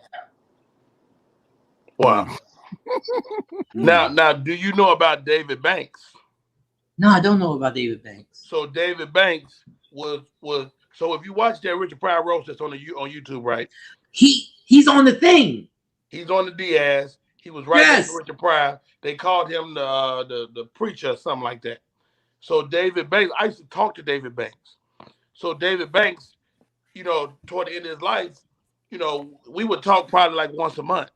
And he would tell me all these great stories about those guys. We talked about Richard Pryor. We talked about Paul Mooney. He was like the Benjamin Buttons of Hollywood. Like, this guy had stories about everybody. He told me about James Brown. He told me about that time, what it was like to be around those guys. And so I think he's fallen through the cracks of history a little bit. Wow. But David Banks, if you get a chance, and how about this, just to cap everything, it's so many black comics you don't know about. Like, 15 guys that nobody knows about. Yeah. And there's not a comprehensive black history of black comics. I mean, D. Militant covered a lot of people, but it's still people that's not there. Yeah. Downtown Tony Brown out of Detroit was a icon and the main guy in that city, and you can't find nothing on the internet about the man. So, and what about Dana Point? You remember Dana Point? Yes. Female? Yeah. Like, I do. We got female comics that just disappeared. Yes. What the girl that hosts Comic View that year? What's her? Montana Taylor. Yes. Where's Montana Taylor? You know what I'm saying? And so we have to safeguard our history, man. If we want to be relevant, going forward. And let me tell you, Leslie Jones. Let me just tell you a quick thing about Leslie from SNL and doing her I knew her as Big Les. And Big Les came to New York and we were doing shows. As usual, we all sit around trying to get on. We trying to get on. Leslie gets on. And it's like 2 shows. I see her back to back. not back to back. I'm not saying it's Monday, Tuesday. I'm saying it's like I see her on Friday, then I happen to see her 2 weeks later, right? And she struggles. And then one day I see her at a comedy club. And mind you, if you have back-to-back shows and you struggle, that could end your career if you ain't got you ain't got that gangster in you. If you ain't got like, I'm doing this forever. I'm doing this forever. And I saw her one night. And when I tell you she lit that place, when I tell you the light up was the light up. Wow. And she never looked back. I think that is so, I haven't seen Leslie Jones in about 15 years. I just want to tell her, when I saw that, like, it just made me proud to be like, that's what you got to do. Things is gonna get dark. There's gonna be some nights where you thought you wrote the perfect joke and you thought you wrote the and it doesn't go your way. But that woman came back and destroyed it and is doing her thing right now. And for all y'all cats who are comedians who just can't wait to hate on somebody, I can't wait to watch somebody succeed. Wow. I can't wait. Like when I saw you, Michael Blackson, Tracy, and I saw Leslie and all y'all, I did not go, that should be me. That should be me. I should be there. No, I told my kids, I said, I know all them. I did shows with all them. They were like, for real? I said, yes. Me and Michael Blackson were taking buddy passes across the country. Wow. Trying to get the comedy shows. I said, I know all them. So I was like, the celebration was so crazy. I was like, God, this, like every one of those people deserve to be where they're at right now. And it's just sometimes we get caught up. And I know I'm going on a soapbox right now, but sometimes I just hear so much hate that goes on so-and-so don't deserve this opportunity, and so-and-so shouldn't be there, and so-and-so ain't that funny. Dog, then go talk to God, because God put them there. Rodney looking up. That's all I'm saying. Then go argue with him. Go argue with him right there. Right. Damn, Well Rodney. said. Damn, Rodney, thank you so much, man. God, man, Rodney, if you can, I don't have $7,000, but if you can come July to Texas, I promise. Call me, Mike. I got you, baby. I will call you. Jay Black always. I'm not bullshitting. Hit me up. I know you're not. Jay Black always says, Mike, why don't you call these people? And I really be like, God, I don't want to bother them. But I am going to call you, Rodney. And good luck. You have to bother people. You have to bother people. I know. The squeaky wheel get the oil. Like the shows I do are like the people that, first of all, like what I love about y'all be talking, you're like, bring Rodney on. That's dope as hell to me. Dude, y'all be coming on. First of all, I got no pants on, and so if I said that, oh God. Yeah, we didn't even care. We know if he was prepared or not. Send Rodney the link. Let's get Rodney. Come on, Rodney the link. Hey man, I love y'all. I'm about to get out. Right. Did I get them all black? YouTube. Yeah, I'm gonna get that black and mild. I'm gonna get that black and mild right now. But I am gonna stop that. Go ahead, Jay. Go ahead. Rodney Perry live tonight, YouTube. Go subscribe. He has this event tonight. Show Rodney some love. He's a friend to the room. We rock with Rodney Perry tonight, y'all. YouTube. What time is it, Rodney? What time is it? 8 o'clock. 8 o'clock Eastern Standard Time on YouTube. Live improv on my YouTube channel.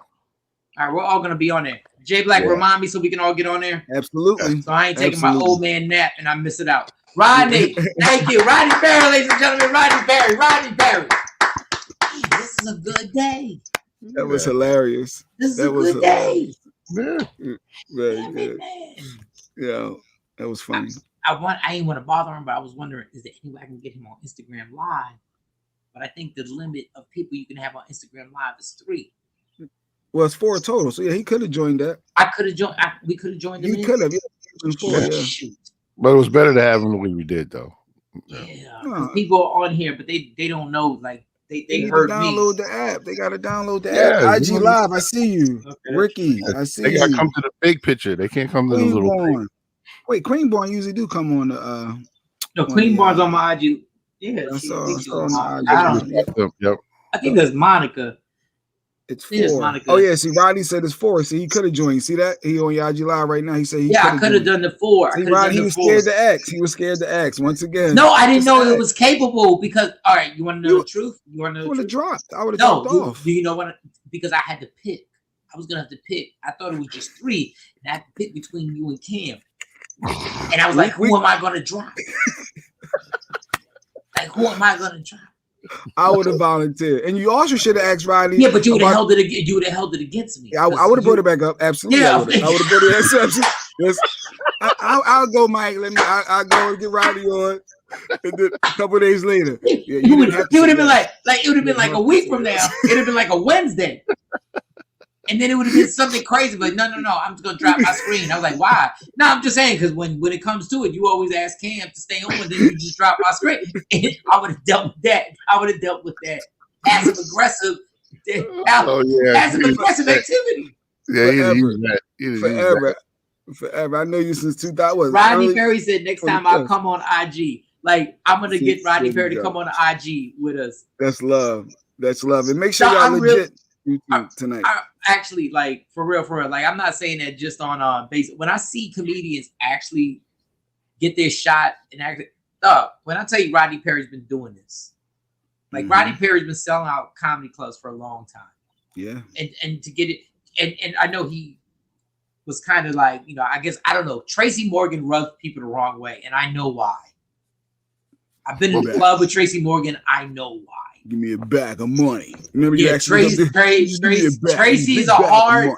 If you haven't been with Tracy at the bar, just you and him, and then you see like Tracy, he's another individual. I know why Tracy rubs people. I don't know how Tracy's not in jail right now, but I know. Let me see your. Pull your shirt up. Pull your shirt up. Get you pregnant right now. We both got it. You got it. I got it. We both got it. But I love Tracy, but I know why. I know why people don't. I get it. It's like if somebody told y'all, yo, Mike Shawn was drunk over here acting all crazy. We don't F with him. You be like, yeah, but he's got a good heart. But you know why. You know why they don't F. No, you right now, just let me put it in your mouth. What, Tracy? What are you doing? Yeah. Trust me, you'll like it. Trust me, you like everything I do with it. Tracy, what? You like everything. You don't even matter. It don't even matter if Tracy was never skinny, but everybody, when you lose weight, they'd be like, yo, he lost weight, he's skinny. No, he was never skinny. He always had a little pouch, but yo, I'm sexy now. Like, Tracy would take off his shirt every time we were at the club and swing it. And start swinging it and start smacking chicks' butts with the t-shirt, and he would be sweaty and everything. And I'm like, why? Allegedly. He allegedly smacked butts, allegedly. Yeah. What are we doing? Things happen. Hey, but when Rodney talked about the motivational speaking, that's a legit lane for you. And that was dope. So if Rodney needs to open an act for that motivational speaking, Mike Shawn's there. Yeah, Mike Shawn, he could do it. I like that. Me how you put me as an opening act. for right now. No, I'm not. I love Rodney. I'm not. Yes, you are. If we're going on that tour, you are. It's a new venture. Coming to America. It's a new venture. All right. So if there's any solo headliners for motivational speaking.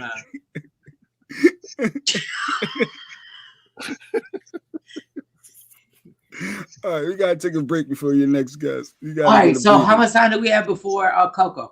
We got like 5 minutes. Oh, that's perfect. Yep. That's perfect. That's all good. And I'm playing Rodney. If Rodney ever called me, I'd definitely be open to act for Rodney all day. Like it would be nothing. That's all good. We already know that. We knew that. I just we knew. You know what? I was trying to be politically correct. I let that gotta go right with it. Damn comedians. It's just that. I know. Y'all be taking me somewhere where I'm gonna let it go. All right, so we got 5 minutes. Coco Brown, you sent her the link, obviously, right? This is a great dog. I'm like a white girl right now. I'm so excited that we literally. I'm straight Ricky. I'm a white girl. This is so great. We had Rodney Perry. Yes. And now we're going to have Coco Brown. Yeah, Rodney was hilarious too. Oh my God. Listen to me. Go ahead. Pause. Listen to me. This is amazing. You know how many morning shows can't do this? Can't pull this off right now? Mm-hmm. Oh my God. All right, Mike and Shawn on the Takeover Legends. We come back. I'm gonna smoke a quick Black and Mild, which I have to stop smoking, and it's now in my head. Now it's now in my head that now it's starting to irritate me. That I gotta do this. All right, Black and Mild, 4 minutes. We come back with CoCoa Brown. Yeah. What up, y'all? It's Michael Shawn from Michael Shawn and the Takeover Legends. And just in case you missed the show, check this out. The realest thing Bill said to me is when I went to the Improv and I went to him and I said, "Can you do the interview?" He said, "Yo, I heard the radio station went their separate ways." And I was like, "Yeah, that's funny that they said that." And then he grabbed me and he said, "You good?" And I said, "Yeah." And he looked at me and said, "Don't lie." To me, that was one of the, I've never had somebody just be like, "Yo, don't lie.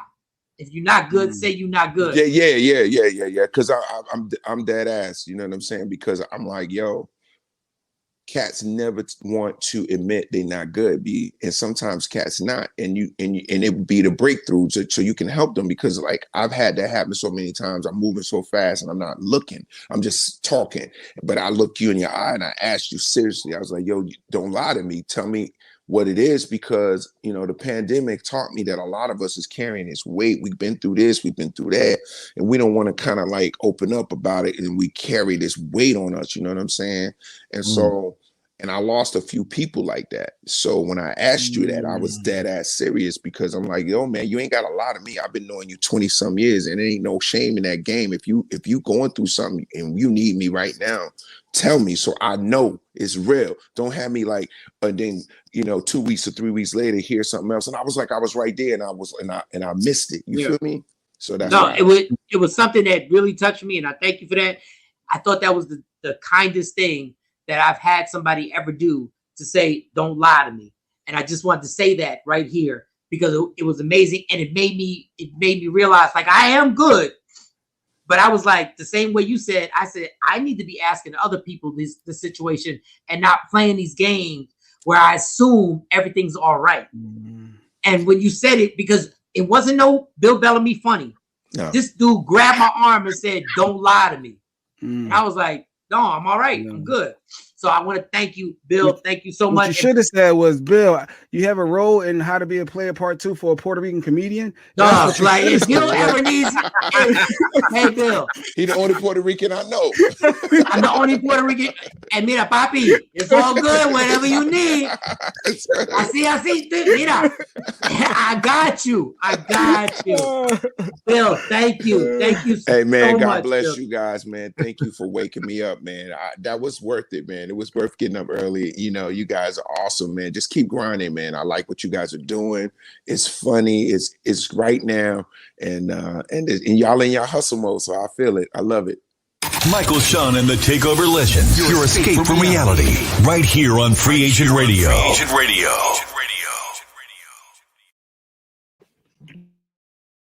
What up, y'all? It's Michael Shawn from Michael Shawn and the Takeover Legends. And just in case you missed the show, check this out. But, anybody that knows me knows that as hard as I can be and as confident as I am, I love the same way. I met Mike Shawn. I loved his comedy. I loved his energy. I respected him. Do we talk every day? No. Do we even text or Instagram every day? No. But when I see him, I'm there. He said, "Come on." I'm like, "Now." So Michael Shawn and the Takeover Legends. Your escape from reality. Right here on Free Agent Radio.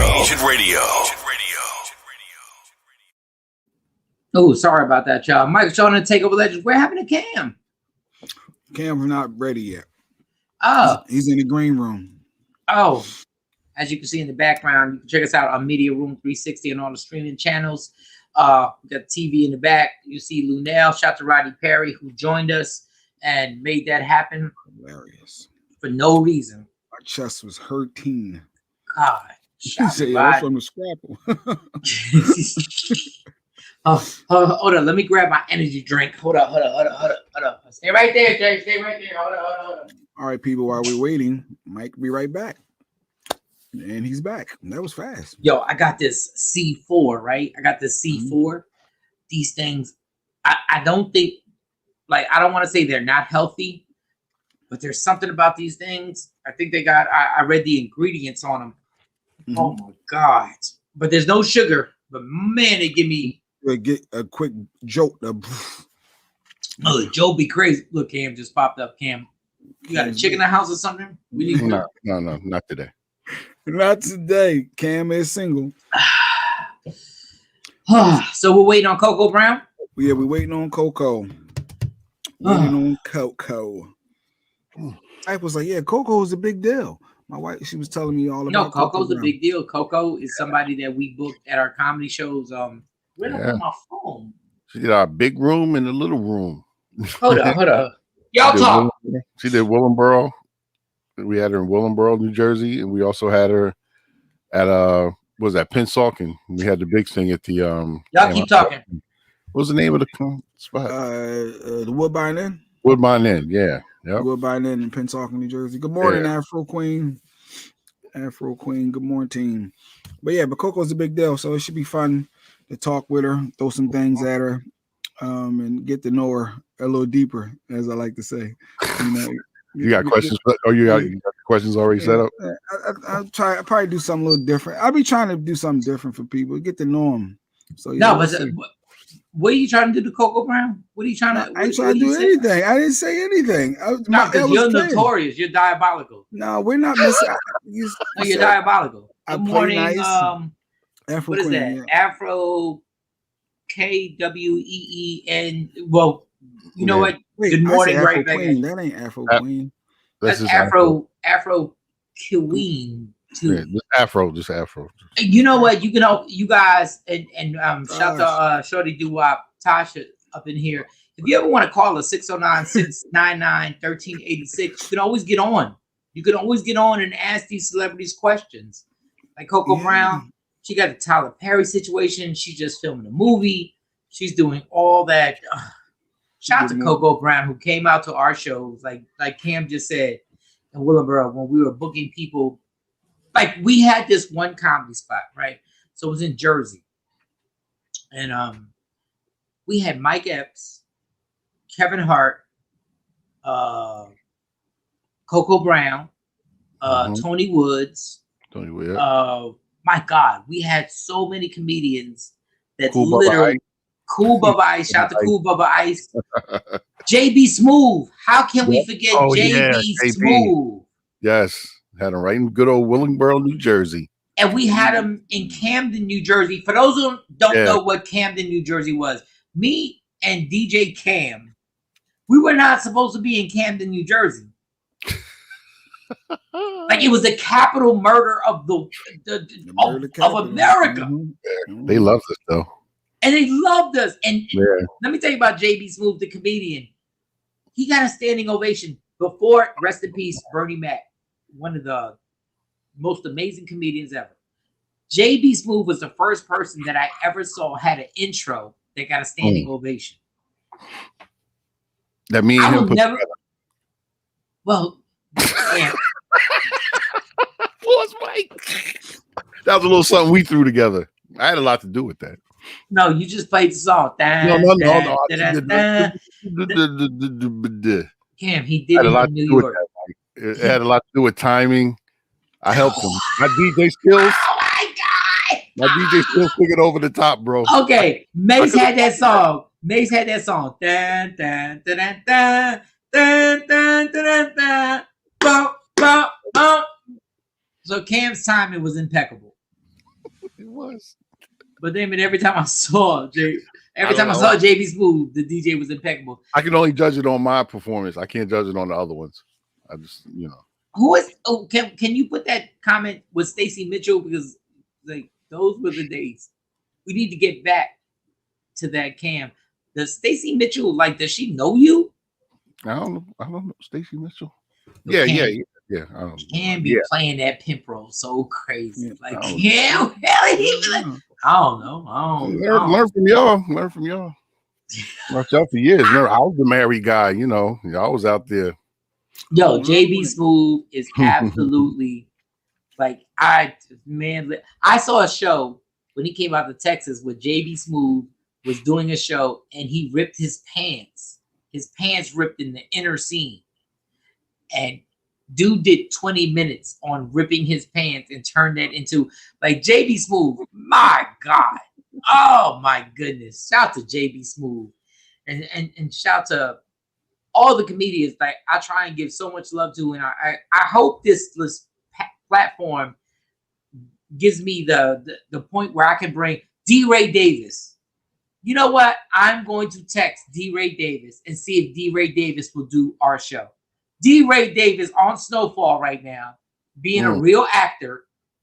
D. Ray Davis is one of the funniest dudes I've ever seen on stage. Like D. Ray Davis. Now, mind you, let's be clear. I'm funny as let's be clear, because Jay Black and Cam be trying to play me. Let's be clear. Funny, son. No. Let's be clear.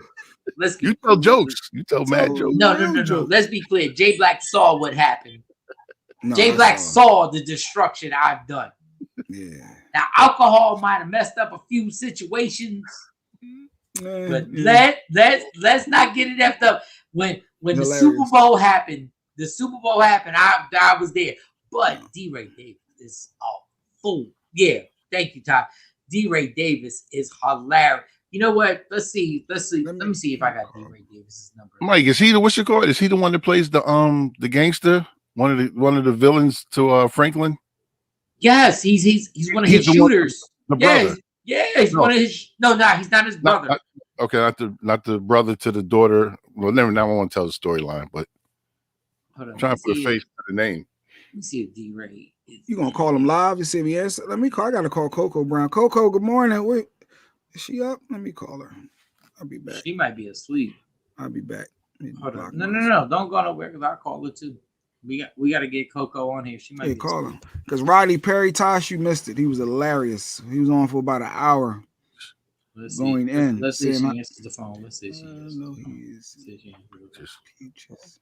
Peaches. I'm lost. I'm lost with the peaches. That's from Snowfall, Shawnee? Yeah. I'm terrible with the names, man. I just know Franklin. Mike's calling D. Ray Davis live. No, I'm calling Coco. Calling Coco live. Let's see. I don't know if this interview is not happening. Oh, she sent you the voicemail?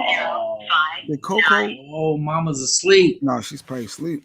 Mama's asleep. That LA number. That'd be funny if I call D. Ray right now. And D. Ray actually go ahead. Damn, I gotta start watching it right at 7 a.m. Yes, Tosh, you missed 7 a.m. Eastern time. You missed a lot. Rodney went in talking about bacon and scrapple. Our whole show's great. Yeah. This is amazing. This is amazing because we got to get back focused. If she's not gonna be on here, let's see. Hold up. Y'all want to play with Philly? Y'all want to play with Philly real quick? Y'all want to play with Philly real quick? Do you want to call? I want to call JJ Williamson. I want to call JJ Williams. He's the one who replaced me on DD in the morning, but he's on the radio right now. I would love to call him right now. Like, yo, can you come on the show? That'd be crazy. Well, he's on the air, all right? Yeah, he's on the air right now, but who cares? That's Michael Shawn call. Hold on. Let's see if we can get comedian Buck Wild from Philly. Let's see if this is calling just randoms. I'm just calling random people right now. Just right now. I want every comedian. We had Rodney Perry, we had Lunel, and I know Buck Wild's asleep. And he got nobody. Comedians are the worst. Nobody wakes up. Hold on, let's see.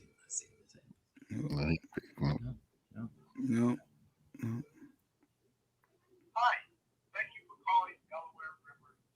Oh, it's not even the same number. I got the wrong number. Oh, damn.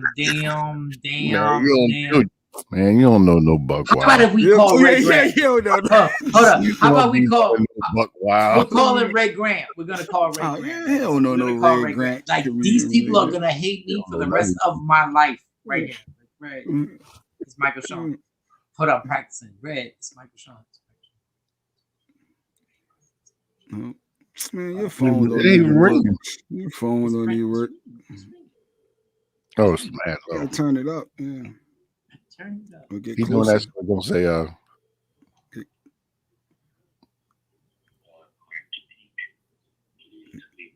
Nope. Voicemail. Nope. Red Grand is Michael Shawn.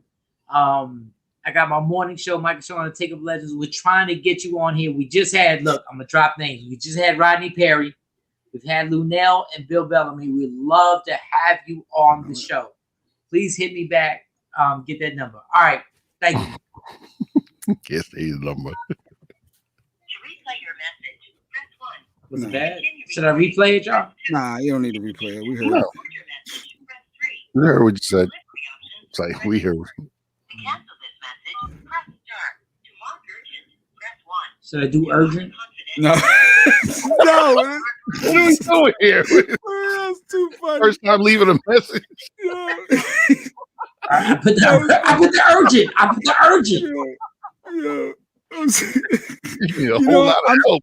No, I put the urgent. Why? Aren't we urgent? Yeah, we are, I guess. I'm I urgent. don't know. You know what? We're not urgent. I'm sick and tired of people not answering the phones when we call them the first time. I'm sick and tired of that. That could be our new segment. Sick and tired, Mike. I'm sick and tired. Like, I'm sick and tired. I'm sick and tired. Like, Jay, you got somebody we should call that you got on your phone since y'all criticizing me? I don't know. Who should I call? I'm looking. I'm sick and tired. I'm sick and tired of people being on Instagram doing stuff that I hate. I'm sick and tired of, especially Instagram. Oh, my God. Instagram. My goodness gracious. No, Look, Jay looking. Because Jay is competitive, so Jay's trying to top my... But I don't even know if these people numbers are the same. You got Michael Blackson. You got Michael Blackson. Remember, he don't know Buck Wild. Come on, he just proved it over the air. Wait, Michael Bivens. Wait. You think Michael Bivens' number is still the same? Call Michael Bivens. Call him right now. You want to see if this still works? Yeah. And I'm gonna get Michael Blackson. It might be too early. My Biv might be mad if this still is number. Hold on. Before you do that, I'm gonna call Michael Blackson. Hold on. Yeah, you call Michael Blackson. Why? This number definitely don't work because Mike Blackson is a lot richer. Mike Epps is in here too. Oh, we call him Mike's? I got a Mike. No, we call him Michael Blackson right now. We all Mike. I'm in the M's. We're gonna call everybody's number. I got Mike Smith that I know from 7th grade. I'll call him. If Michael Blackson were, I promise you, if Michael Blackson answers this phone, I will give both of you $100. I'm sorry, the person you were trying to reach. But I got another Michael Black. You know what? Why are we playing? This is a funny segment. Why are we playing? You know what? We calling Kevin Hart right now. Yeah, call Kev. See, the last number I have for Kev, he changed it since then. No, we calling Kevin Hart right now. Let's call him. There's no way Kevin Hart will answer this phone, but if he does, our lives will change today. It can't hurt.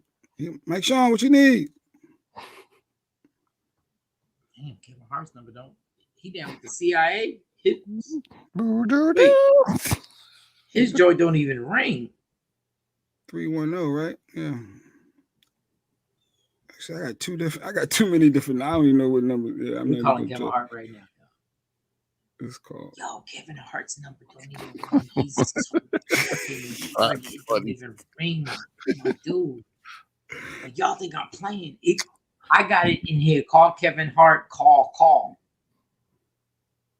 Mike don't be knowing no Kevin Hart. You don't know no Kevin Hart.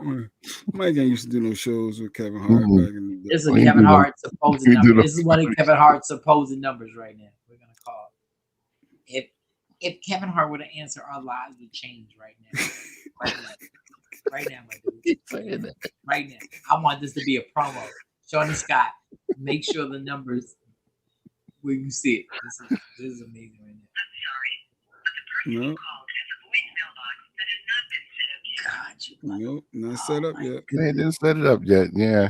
No, well, hold up. There's one Kevin Hart number that won't even ring.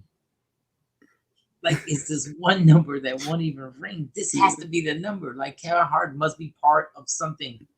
Like Hollywood says, it doesn't even ring. I'm curious. Now you got me. I'm curious.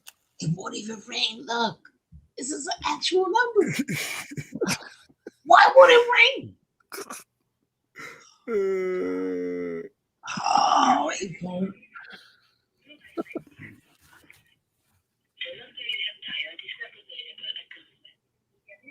He got an accent chip. What is that?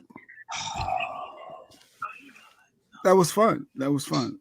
No, we're about to start terrorizing everybody. Just calling people in our phones. I like it. You know, I got Wendy Williams' husband's number in here. Ex-husband. Kevin. I got Kevin's ex number. Jonesy would kill us if we got Kevin. If we got Wendy. Hey, you should try the Diddy number. Try to call Diddy. I don't have a Diddy number. Why? Right, I'm a I don't have it. I wanted to come from. No, you call it. You call the Diddy number. I'm not gonna do it from my phone. Why I gotta do it from my phone? Shawnee's got to say call Mike J. Michael Jackson. Ain't nobody got that number. I think you said call Mike Biv. Probably she probably said. Oh, call Mike Biv. Call Mike Biv. I don't know if this is the. All right. I'll stop being. You want to call Charlemagne? Right. Y'all want to call Charlemagne? No, he's live on the radio. So. Right, okay, so. Y'all want to call Envy? No. He said, so. No. All right, I'm gonna dial Mike Bivens now. Like I said, I don't know if this so all of a sudden, Envy and Charlemagne, like we can't interrupt. You can't interrupt. Who's this? Michael Bivens from New Edition. He's driving me out of my mind. He's not gonna answer. He's not going. You know you, Jay? Stop. Yeah, let's call Kobe. Hello? Yo, Biv. Yes? Oh, wrong number. No, is that Michael Bivens? Afraid so. All right. You know Mike? You know Michael Bivens? Mike Bivens? Yeah. Yes. God, I haven't had a phone call for him in years. I got this number 10 years ago, and it just happened to be Mike's old number, and I get these calls all the time. Yeah. Wow. Oh, we're from a radio station. Can you hear me? We're from a radio station. We were good friends about 10 years ago, like you said, yeah. And I ain't got his new number. I figured let me try it. And you. I wish I had his number for you. But tell him I want concert tickets. My name is Tom. Wait, Tom. Are you a fan of Michael Bivens? Are you a fan? Can you hear? Are you a fan of Michael Bivens? I don't know his music at all. Oh, you don't know, but all right. But Tom, sorry to harass you this early in the morning, but no, I'm up and at him, so no problem. All right, Tom. All right. All right. Thanks, Thank Tom. you. Bye. All right, Tom. Do you see how happy he is about life when you're white? Do you see how happy? That's what I'm talking about. That's what I'm talking about. Yeah, that's exactly what I'm talking about right now. You call somebody black this early and they mad. What? They angry. I don't know that dude. I wish I had Mike's number. I'd give it to you right now. I give it to you right now. All right, let me call Coco. This is all based on Coco Brown not being on the show right now. Hold on. Let me delete this number. All right. That is hilarious. That I love his spirit. Hey, no, I'm up and at him. No, I'm up and at him. I can't believe you N-words called me this early. No, I'm not familiar with his music. No, but you want concert tickets. Like, all right, you should dial his Mike Epps number though. After that, you don't call it Coco. Yeah, Mike Epps. I want you to call the Mike Epps and then Diddy. Let me send these to you. Let me see. Dude, first of all, Diddy's number is not even working. Stop. Diddy Chin. Please leave your message for Diddy.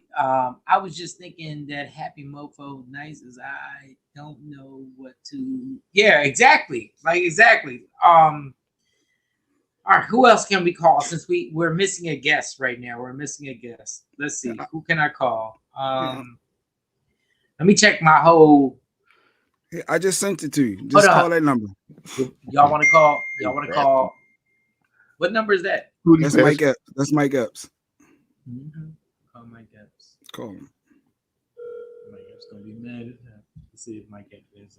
We're calling Mike Epps as a legend. Now remember, it's been 10 years since I talked to these people. So yeah, this number definitely isn't working. This number definitely. 10 years. Now, mind you, we're calling everybody on the West Coast, and they're like 3 hours behind us. So. Oh, that's even worse. Call Diddy J. John Scott said, "Call Diddy." Mike Epps is not answering. Stop being scared. Like I'm down to call anybody right now. It's whatever. Oh man. Does that mean it's wrong? All right, let me see who else I got. in my Dion Cole. Let's see if we call Dion Cole. All right, F it. Just call. Oh, when you on Blackish, it's over.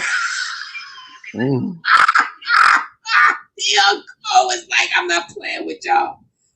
Okay, we have a comedian named Clint Coley. Clint Coley does have a fan base. For some reason, this is fun to me. I don't know why. No, this is hilarious. Okay, Evan. Everybody on the joint is laughing. Yo, Evan. The comments. I'm just gonna call Clint. I'm like, yo, Clint, I know you do. He plays spades. He's a comedian. Let me see if Clint answers the phone. Let me see. Because dog, like literally, it's so early in the morning. He said call Tom back. He's like a great guest. They will never answer. Call Tom back. I'm ruining my. You sound like a great guest. Yeah. He did.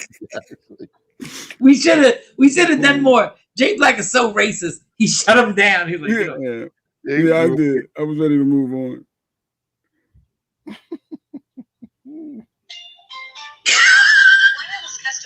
Calling is not available. We don't have. Oh my God! Hold up. Charlie Mack. You want to hear something funny, y'all? I got a comedian in my phone called Bill Gates. His name is Bill Gates. His name is literally Bill Gates. We should call him and we should mess with him. Okay, hold you want to call? I got Chuck D, Public Enemy. Oh, I just got scared. You're stressed out. Oh, he cut you out. No. Go ahead, do it. No, you gotta do it. Chuck D, CL Smooth. You do it. Why are you such a? Why I gotta do it? It's your phone number. It's Michael Shawn and the Takeover Legends. So I don't have great rapport. The ones I got great rapport. Wait. Johnny Scott said, "Want to call Johnny Gill? You got a Johnny Gill number? We'll call right now. Let's call. Send it to Mike's phone. No, don't send it to my what type of producer are you? I'm calling JB Smooth, the comedian that we talked about with Rodney Perry. I'm calling JB Smooth. I'm calling every LA number. Yo, LA, what? I'm destroying all my relationships. Yeah, we need East Coast people. That's what we need. Not being a punk right now. We're in here. Yeah. We're in there. We're all the way in. People to pick up at 5 something in the morning. What? You may never make it. This is going so left, but I'm here for this for some reason. Somebody's gonna answer our phone calls, y'all. Somebody. Chuck D's number might be the same. Y'all want to talk to Chucky Ducky? Chuck D might be the same. Yeah. No. DJ Clue. Shawnee sent me Johnny Gill's number. Okay, yes. Y'all want to play? Okay, because Jay, you like I've never seen you like this. DL Hughley, is he on the? You got DL too. I'm calling Johnny Gill right now. Johnny Gill, this is Michael Shawn from Michael Shawn Takeover. I'm practicing. Michael Shawn and Takeover Legends morning close show. To the microphone, close to the mic. The bottom. I'm where I need to be. I'm right there. You hear it. This is Johnny Gill. Whoa. Don't do that. This is so funny. What are we doing? Hello? Yeah, can I speak to Johnny Gill? Hey, Johnny Gill, this is Michael Shawn from Michael Shawn and the Takeover Legends. We do a morning show, and we were trying to just get in touch with you just to do an interview. Is that fine?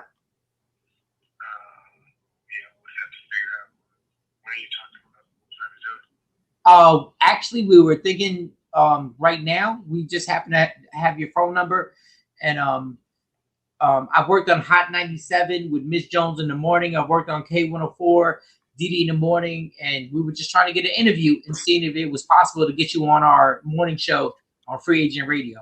We can send him the link. Right we can send.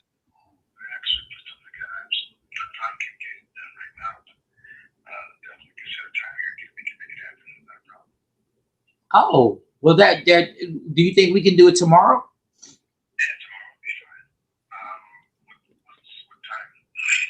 Tomorrow, you're actually on the West Coast, correct? If we could do it at 8:30, Jay Black is my producer. Or 9, 8:30 is good.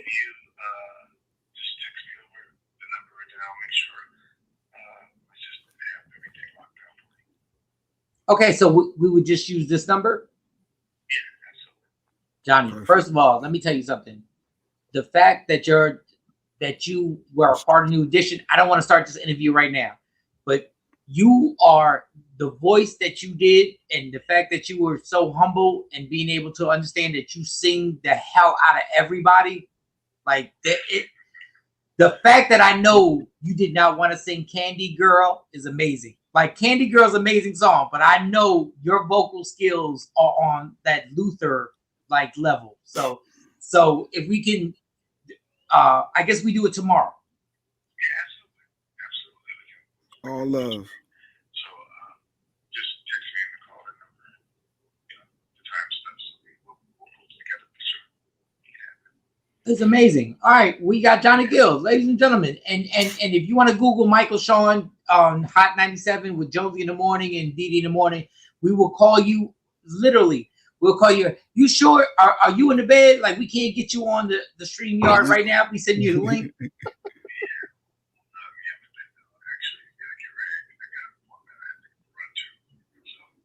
Tomorrow's good. Johnny, can I ask you just one question? We're gonna follow through. Can I ask you one question? If you had to name your top 3 vocalists ever, not including you, because you can put yourself in the top 3. If you had to name your top 3, who would it be?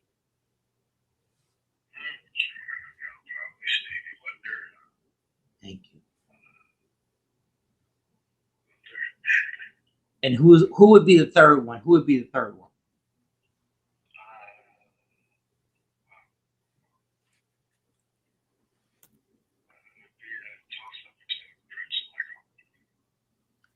Wow, Prince and Michael.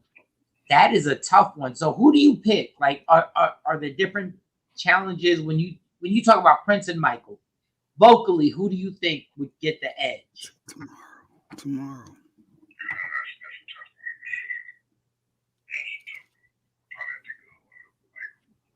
Oh, you will go Michael. You will go, okay.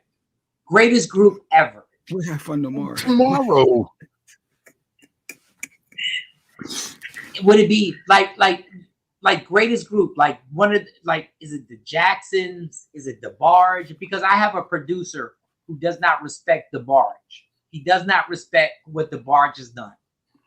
Let him go. Oh God. Just say we have some fun tomorrow. You take Jackson. Okay, we're gonna let you go. We're gonna call this number tomorrow. We appreciate you for answering this phone. Thank you. So we'll call you tomorrow and we'll make everything. Johnny Gill, ladies and gentlemen. Johnny Gill, Michael Shawn, Takeover Legends. Johnny Gill. Thank you, Mr. Gill. Thank you so much. You know, y'all are the wackest ever. You were annoying. The man said tomorrow. Let's get him fully tomorrow. We're never gonna get him back on. You dumbasses. What? We're never gonna get him back on. He wouldn't lie to you. No, why would he lie to me? He wouldn't. Oh my God, y'all two are the corniest dudes ever. Well, you should have turned the volume up then. You should have did something with all that whispering. We could barely hear him. Damn it. Oh my God, dude. Oh, so y'all didn't hear Johnny Gill? No, we heard him, but it was faint. It was low. But so why didn't y'all say something? We did. We said put it closer, and you had it closer. He said turn it up. Dude, what? We're not gonna get him back on. Shawnee says she's going to call his manager and make sure everything is set up. Guys, when we get a shot at somebody on the mic, we don't just go like, oh, we're going to do it tomorrow. You goofballs. Not a goofball. What is wrong with y'all? Not goofball. What is wrong with y'all? Leah says she's Team J Black. You're supposed to. I like how you set it up to let them know it's all love. It's going to be fun. And then you leave. Dude. I want to go back to goofballs. Leah was cringing. If we get Jay-Z on the phone and he says, "Yeah, I'll call you tomorrow," you don't let him off the phone. Oh my God, Jay, you weren't on New York radio. I know I'm right. Don't tell me I'm right. I know I'm right. Yeah. You get him where you can. Yeah. Oh my God, y'all are really effing cornballs right now. No, don't say nothing. Just listen to the interview. He He answered the phone for no reason, dog. He answered the phone at 3 o'clock in the morning, and y'all motherfucker really were like, no, just don't answer questions now. Yo, oh my God, I'm so furious at y'all. Yo, man. Call me no goofball no more. Y'all are goofballs. We're not gonna get Johnny Gill on the phone again. Yes, I'm confident. I feel good that we will. It's in the energy. It's in the synergy. Johnny will be on the show tomorrow. When we have a moment, and we have a star on the phone, you don't say let him get off. You say turn your microphone off, Mike. All right. What are y'all doing? All right. I get your point. If we got Obama on the phone, do we really believe Obama's going to pick up the phone tomorrow? Why not? I can't believe y'all. I can't believe, especially Shay, your ass. No, I felt like you were harassing the man. You always talk about me harassing. I am harassing him because we're trying to make this radio station explode, my dude. Oh, Michael Shawn. Can y'all hear me? Can y'all hear me right now? Can y'all hear me? Am I clear? Am I clear? No, Am I clear right now? Turn it down. Turn it down a little bit. Turn it down. Oh, turn it down for real? No, you good. I want you off. Mute. Hit mute. Button. Y'all are kidding me right now. Call this goofballs. Goofballs. We goofballs. I'm still mad at that, but I can't stop laughing at it. Yo, man, like, y'all supposed to support me and be like, yo, ask questions, keep him on the phone. Let's go. We got him on the phone. We got Johnny Gill on the phone. He was answering the questions, though. Damn. He did. He answered the question. He did. He really was. He did. He Like said, Tashi said, he'll be back Bruce tomorrow, and Mandel. he'll be on the Zoom, on the StreamYard, so we can see him. It'll be fun. It'll be dope. Yeah, hopefully he don't change his number, like Action said. I'm out of here. These got randoms calling me out of nowhere at 6 in the morning. That was probably that damn Mike Bivens doing that. I can't believe y'all. I can't believe y'all punked out. Like, we're calling people and we get them on the phone. That wasn't supposed to happen, though. We get them on the phone and y'all like, and here goes Jay Black and his punk ass. Don't wait for tomorrow. Wait for tomorrow. Don't wait for tomorrow. No, just wait. Just make sure that he's okay. Wait for tomorrow. I didn't sound like that first. No, you sounded just like that. What type of producer does that? It was in a moment. It felt right. It we felt get right somebody in the moment. on the phone. We get somebody on the phone. We're doing a bit, and actually Johnny Gill answers the phone, and you go, "No, just wait for tomorrow. Just do tomorrow." We got him right now. He was answering, my dude. He was answering questions. He was answering questions. That was real. I can't even front on that part. After the man said no, And they were legit answers. Who cares if the man said no? Who cares? He answered the question. He was like, he gave us Stevie Wonder. He gave us his top 3. Yeah, he did. Well, really 4, because he said Prince and Mike. He said no means no. That's what I thought. I ain't want us to get, He wanted to turn What was the worst that was going to happen, Jay? We don't have him on again? No, I want to know. I want to know, Mr. Producer, what was the worst that was going to happen? We didn't have him again?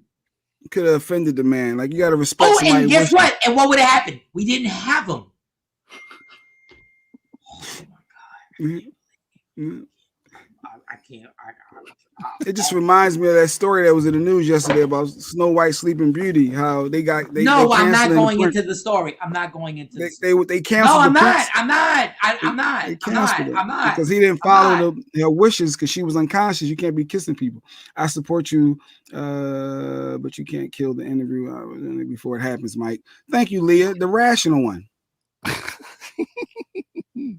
Yeah, she's always right. Mike's just staring. I mean, I get your point though, Mike. You don't have to get my point. No, real talk. I love you, dog. You're my man. And Jake and Cam, I love you. All right, y'all are out your damn. Kevin Hart is calling. All right, we won't mess this one up. Hello? Who's this? Oh, I have the wrong number. This was Kevin Hart's old number. I'm sorry. Do you get a lot of phone calls with people? Oh, bitch, what? See, that's black people versus Tom.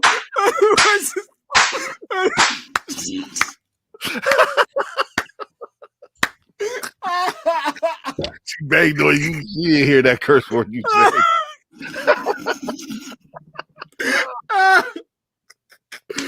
Yo, that's the difference. That's the difference.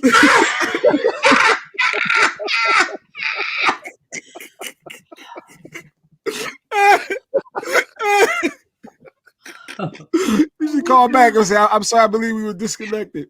I was trying to ask you if." Y'all think I'm playing? Y'all not about this life. Y'all not about this life. Yeah, Tom was much nicer, Juan. You calling her back? Yeah, y'all think I'm playing? I believe we were disconnected. I was trying to ask. Survey. But y'all coward asses. Don't bother Johnny Gill. Don't bother him because he's gonna call. We sure he's gonna call back tomorrow. Yeah, he's gonna take the link from StreamYard and he's gonna call back. Yeah, see now she not even playing with you. I'm about that life. Y'all too. Y'all too. I'm about that life. I had Johnny Gill on the phone. I could have asked him 4 more questions. All right, I just gave you Ronnie DeVoe and Juicy J. Now it's been 10 years since I talked to these people. No, stop being a punk. You call. What? You call. Go ahead. Go ahead, Mike. Okay. Call Ronnie. Go ahead, Ronnie. Queen Porn, what's happening? They act like calling another dude is a big deal. Like Jay really act like calling another dude is a real big deal.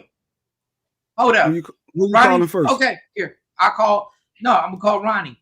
You see so I can be like, Jay Black. Look at the soft tissue come out of Jay Black. No, you can say it. I was cooler with Mike than Ron, but go ahead. Who's this you calling? It's Ronnie DeVoe. You calling everybody. Since we live in Atlanta. Look, Shorty Doo-Wop said Jay Black, stop being shook. Shook ones. All right, so the mailbox is don't play the number. All right, Juicy J from that Texas area, right?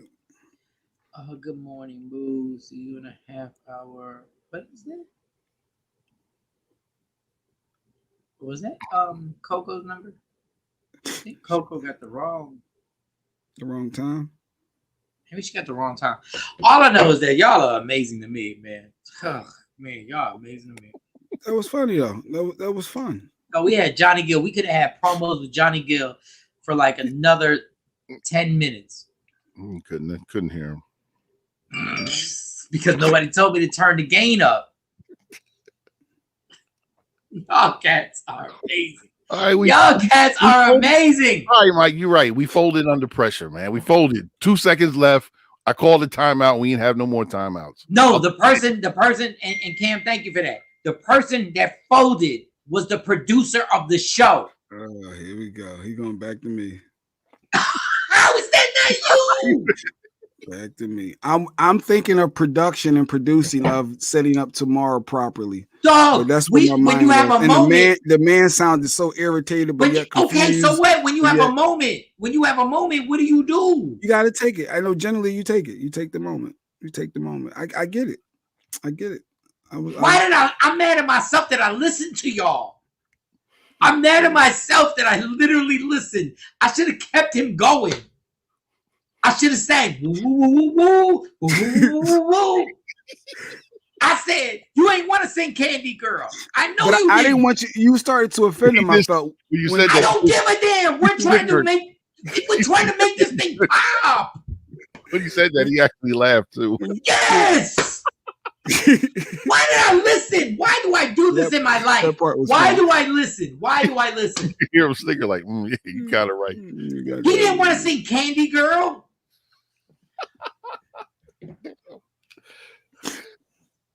Yeah. I'm taking the black and mild. I think CoCoa stood us up, but guess what, CoCoa? I love you, CoCoa. She just probably overslept because she did the whole promo. She did a video and yes, she did. I love her, but we had Johnny Gill on the phone. We could have still, if you would have let me just keep going, we still would have had Johnny Gill on the phone. You did have him on the phone. Oh. Yeah, we had him. He was a guest. Oh my God. Which got flipping now. Yeah, he was a guest. He was good. He was good. Johnny, did you mark off the spot for that so we can do the Johnny Gill promo? Yeah, we're gonna do the promo for Mike. We're gonna make sure we get the Michael Shawn invades Johnny Gill's morning, and then play a little piece of that. You see Jay Black. You see what he does. You see what he does. Invades. No, tries to help our show. It's not invades. Just be real. You did offend him when you said, "Well, yeah." No, who cares, Jay Black? You singing the other guys under the table. You're not gonna make him want to join the show. You singing the other guys under the table. How many people have we offended in the world that we've had crazy interviews? He didn't want to sing Candy Girl. He knows he didn't want to sing that stupid ass song. Now Jay Black's like, let's call Tyrese so that if I offend Tyrese and say you're not that big a deal, I don't even know. Oh, you know Zab Judah number. I know this is good. You want to call Zab Judah the boxer? Oh, so I can get my ass beat? No, he loves you. That's your boy. Zab rock with you. That'd be good to get he got a celebrity boxing thing coming up too. Thank you, Shorty. Thank you, Shorty. Put it on your promo. Put it on the promo. How Jay Black folded. Hey, go ahead. Who you calling? Tyrese? Who you call? Hey, here's Zab. I call Tyrese. Send me whoever. I'll call whoever. Zab. Call Zab Judah right there, the boxer. Okay, watch this. I'll call. So you and Zab, I answer questions about what a fraud Canelo Alvarez is. You're welcome, Leah.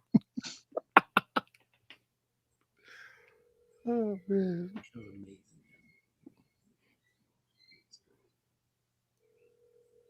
I turn the volume up, man. I turned the volume all the way up, my dude. Is it up on your phone? It's up on everything. It's up on everything. Okay. Please leave your message for 702. All right. Don't let the play over there. Blah blah blah blah. Yeah. All right. We'll take a break. Maybe these people call you back. Did you try the Juicy J? Because Juicy 3-6 Mafia was a big deal. How about you just sit on this microphone and say you folded? Yeah, that's what you want. I don't want anything because it's all documented. Like you think I'm like somebody who's in some type of relationship with you. Dog, you folded and you're gonna say you folded. Jay, we cracked under pressure. Just say it. Like you're not gonna sit here and we had Johnny Gill on the phone. He passed us the ball. It was the quality of the audio team it was several factors, but yes, in hindsight, I probably should have let you be more aggressive and encourage you to put more batteries in your back. No, it's called support. It's called support. Batteries in the back, nothing. You were like, let's just make sure we can get him tomorrow. Make sure tomorrow you have him. Yeah, we're gonna work it out. What's that? No, make sure that tomorrow we have Johnny Gill on the show. Johnny Gill's coming on the show. I Johnny done put it in the atmosphere now. He said it, but he confirmed it. We got a promo with him saying I'll be there tomorrow at 8:30. I thought you were gonna say like 9 o'clock, so Eastern time. So if we sue him, he's gonna be like, oh my God, they're gonna sue me. Yes, you made me laugh. Hey, Shawnee Scott, put something up. You can get it, Jay Black right there because Jay Black gets it. Everybody for Johnny what they probably don't. agreed with me. Mike don't call this person. Mike don't do this. Mike don't like doing this. And Mike let's put up with what Jay Black don't like doing. I did say that. I did. And now you finally call somebody, and he rushes you off the phone. Well, we rush you off. I didn't really rush. No, you did. Y'all are like this, like little girls. No, don't do this. No, don't offend Johnny Gill because he's gonna be really. Leah agreed with me, so I'm. Leah agreed on what? What did Leah agree on? She was on. She felt like we were doing the right thing by not harassing him. See, Leah agreed that it was the right. Leah, we're never gonna hear from him. First of all, Leah, you know a lot. You know a lot. Leah knows a lot. She don't know nothing about what it is to get somebody on radio. Just call Leah 609-699-1386. No, send her the link. We're gonna send you the link. Send her the link. You can't just send a female the link so fast. But all right, I'll do that too. Send her the link. You gotta be kidding me. And Jay know he wrong. That's why I'm so furious about this. Like, you gotta go. You gotta keep going. Dude, if we literally got Bobby Brown on the phone, do we really think we got him by mistake? He answered the phone because it's so early. He just answered the phone. We caught him off guard. We're never going to catch him off guard like that again. Catch him off guard. You did catch him off guard. He answered the phone on some off. Hey, it's Michael Shawn, Takeover Legends. I work for Hot 90. I did everything correct. Hot 97, Josie in the morning, Didi in the morning. Oh, he answered questions. Why did we stop? Why did I listen to anybody except myself, God? Why did I listen? God, I do this in my life. I listen to people. I should listen to myself.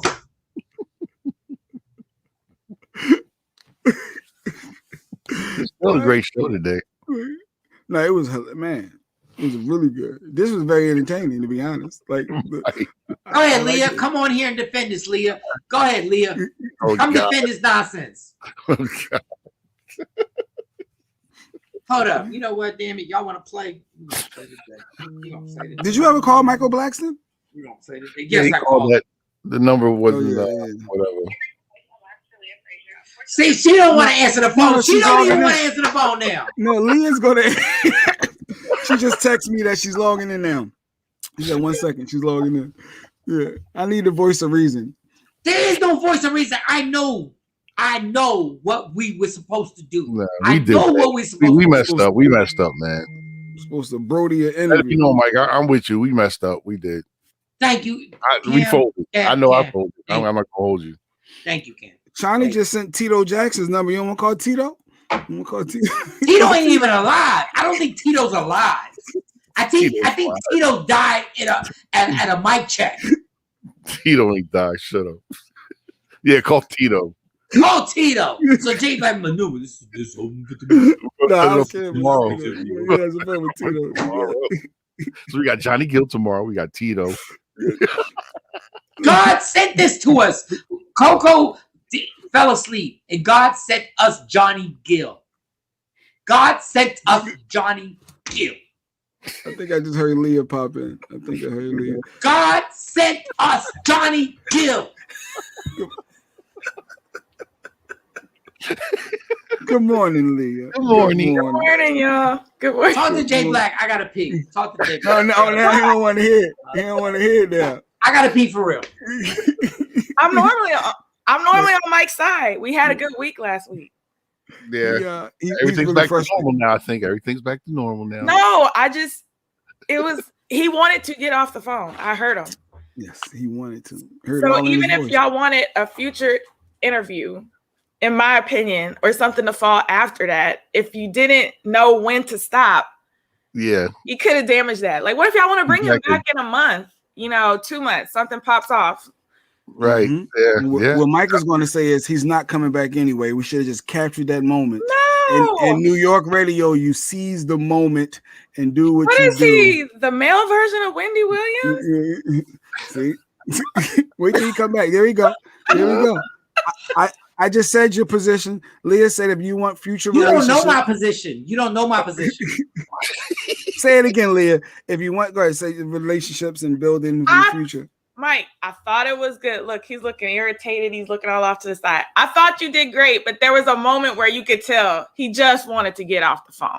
Nobody cares. The reason why Wendy Williams is Wendy Williams is because you don't let them get off the phone. The reason why Jonesy is because you don't let them get off the phone. Don't tell me about the job that I know how to do.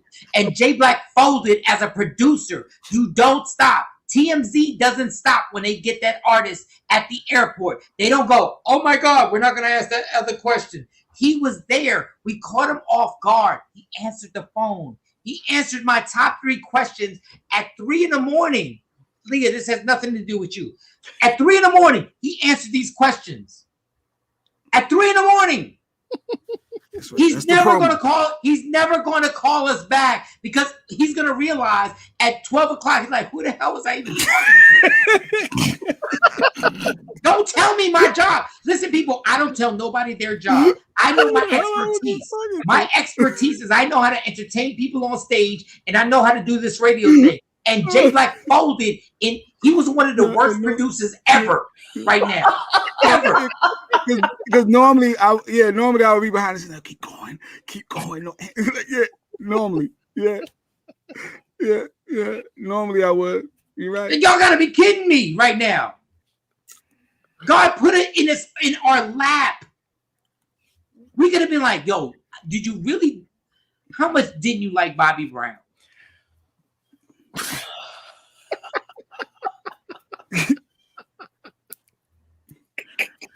I will never, I swear on everything in life, I'm never going to listen to anybody else except myself from here on out. You know better, Mike Jonesy would still be talking to. Of course she would. You can't defend this. And Cam was like, yo, Cam was like, yo, we really should have supported you. Jay, just say it. Yes, you were right, Mike. Yes. No, say you were wrong. Don't say I'm right. Say you were wrong. Wait, ain't it the same exactly thing? Here goes the ego. Here goes the ego. He can't be like, yo, Mike was going. This is what Jay Black has told me all the time. Jay Black says, yo, you don't understand how much people respect you, how many phone calls you. So we make it and we do it, and then you jump back. Yeah, we did talk the time longer than Johnny Gill. We talked the time longer than we talked to Johnny.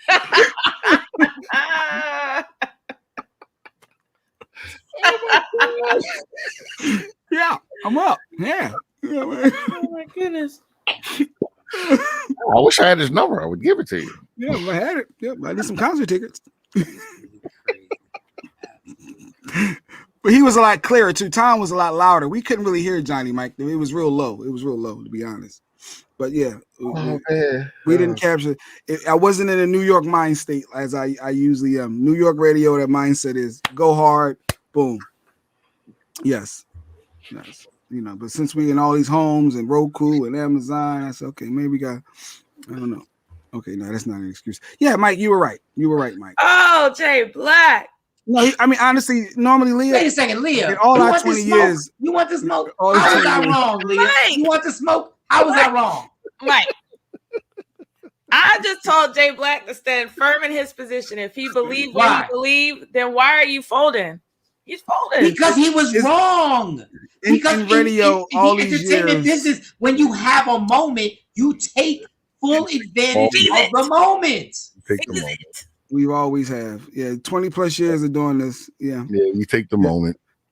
Yeah, I think like I am going to say that I don't come from radio. I'm coming from the publicist side of things, just thinking about it from that. And so we're always gauging y'all's tone with us. So when it's time to let go, we let it go because we're not trying to jack up future opportunities for our clients. So it's a little bit different. So that's where my perspective is coming when I'm listening to it like, oh my God, he sounds like he wants to get off the phone. He said tomorrow. And that's why a publicist is not our friend. A publicist is not our friend. When you say he needs to get off, that's when we say he needs to stay on. Go harder. So we get the actual. When I say, "Did you like Bobby Brown?" He might F around and say, "F Bobby Brown." Don't answer that. Don't answer that. Yes, exactly. And Jay Black was on your side.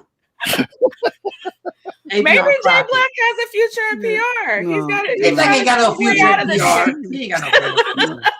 Yeah, remember the PR person with Usher, the Usher phone call where Mike was being really aggressive. I'm calling Avion Crockett and see if Avion Crockett answers the phone. Yeah. This is too much. Yeah.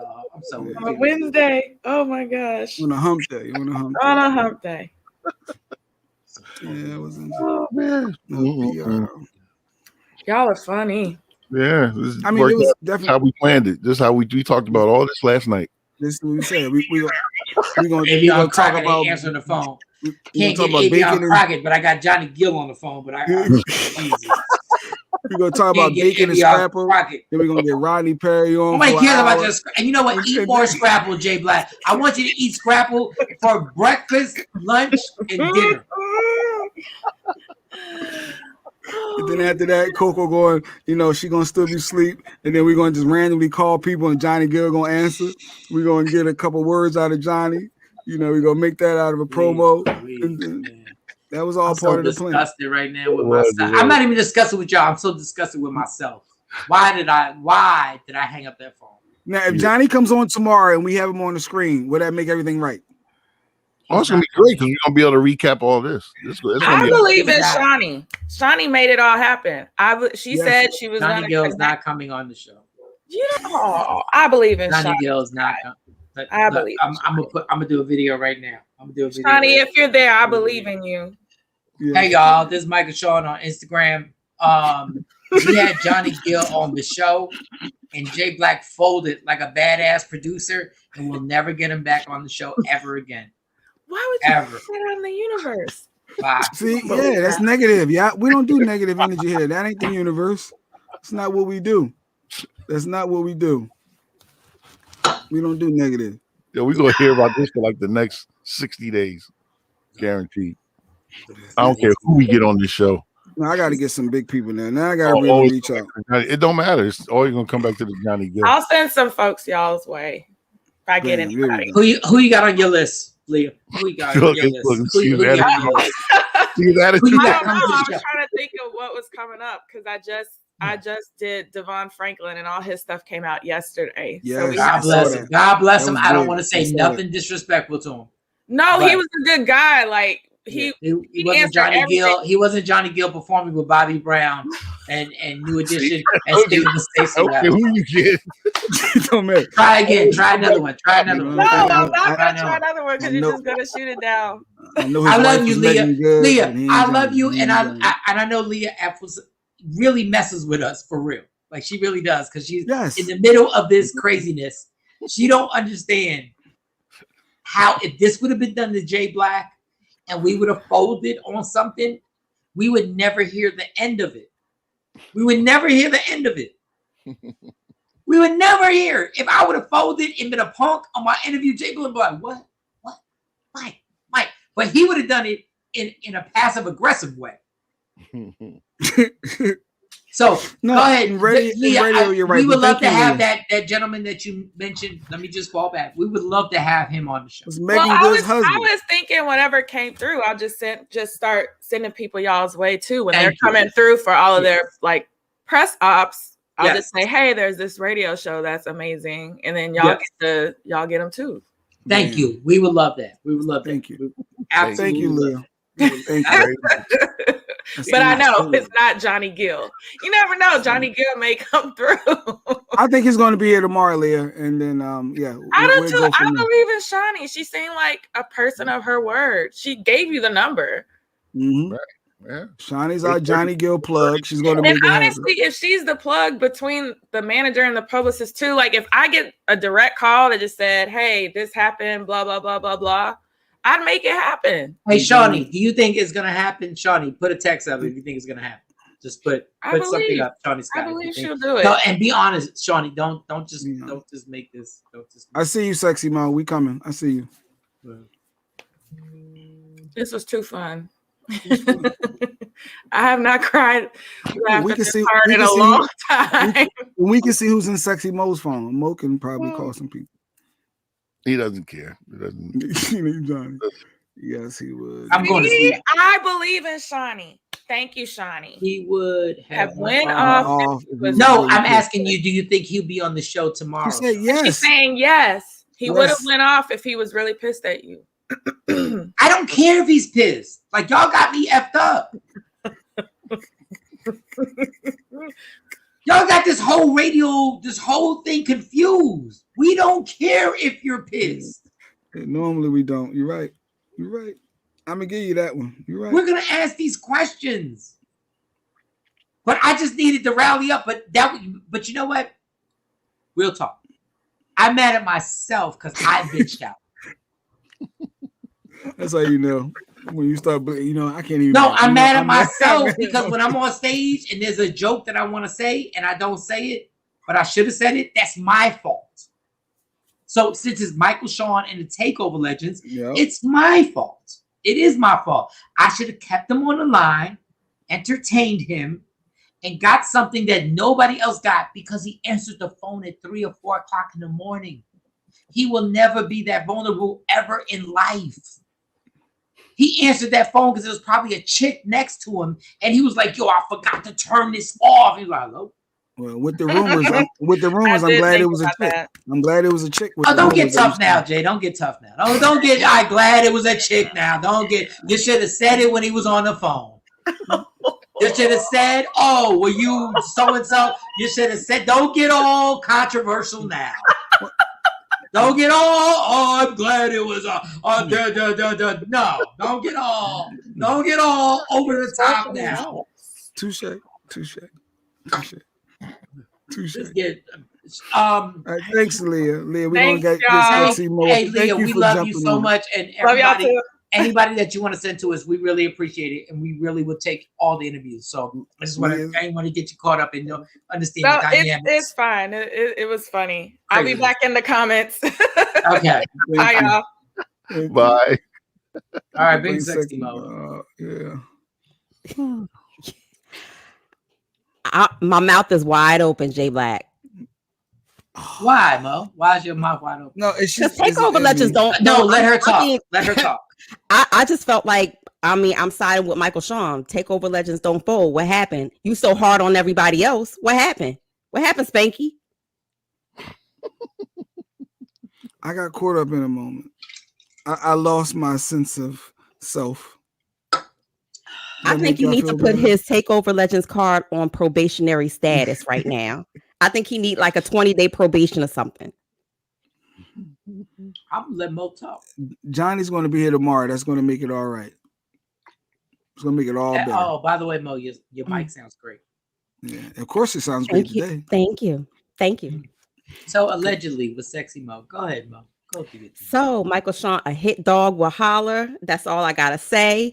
Tristan has been in the news. I talked about him last week. He actually had his attorney talking about folding.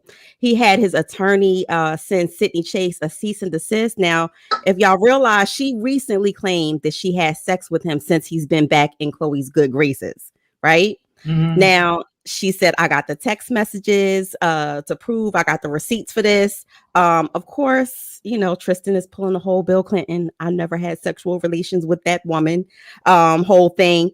And Chloe, Sydney alleged that she has proof that Chloe actually reached out to her. So if Chloe is reaching out to her, this is not some random chick.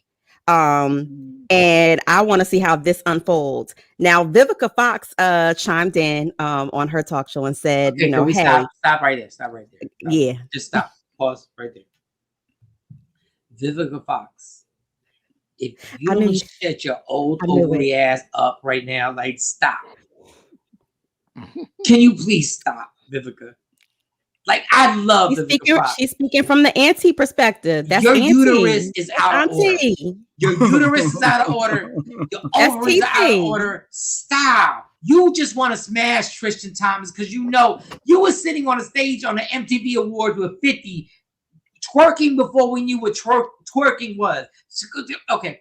Explain what Vivica said. So, Vivica just, she chimed in and she said, you know what?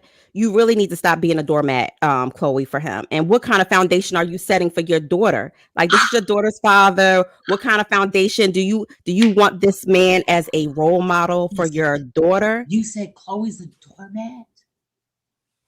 Vivica, you said Chloe is a doormat?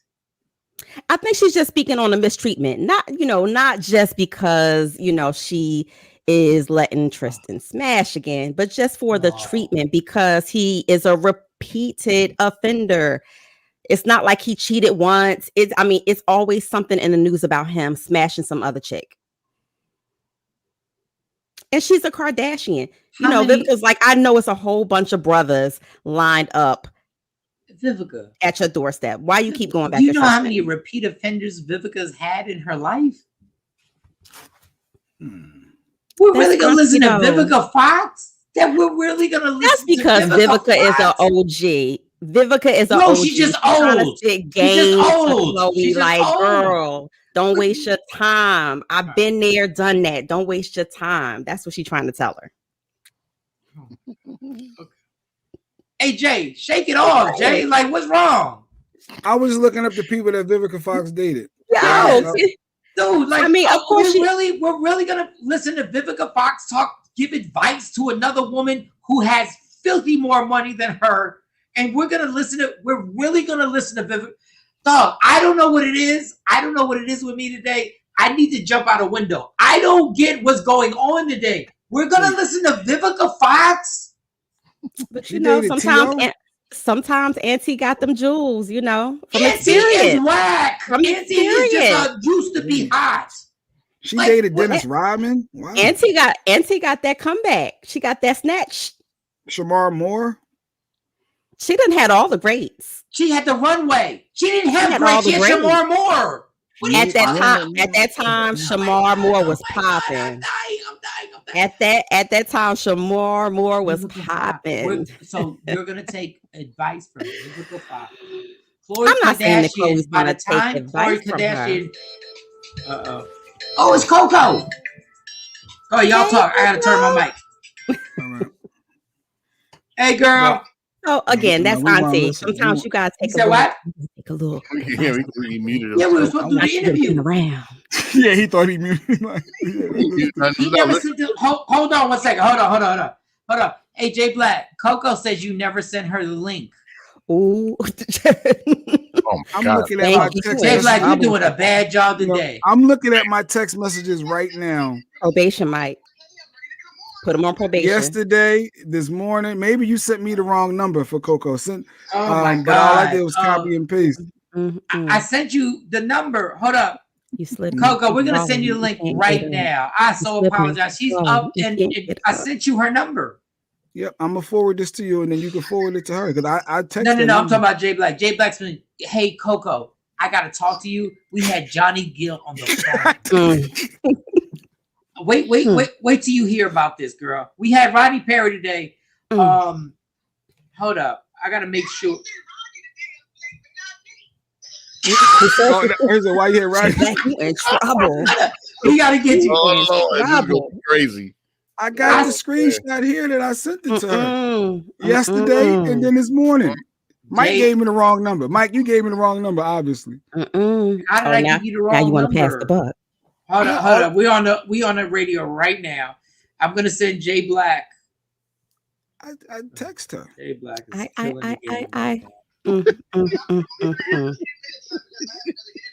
She only has a few minutes, Jay Black. Oh, so.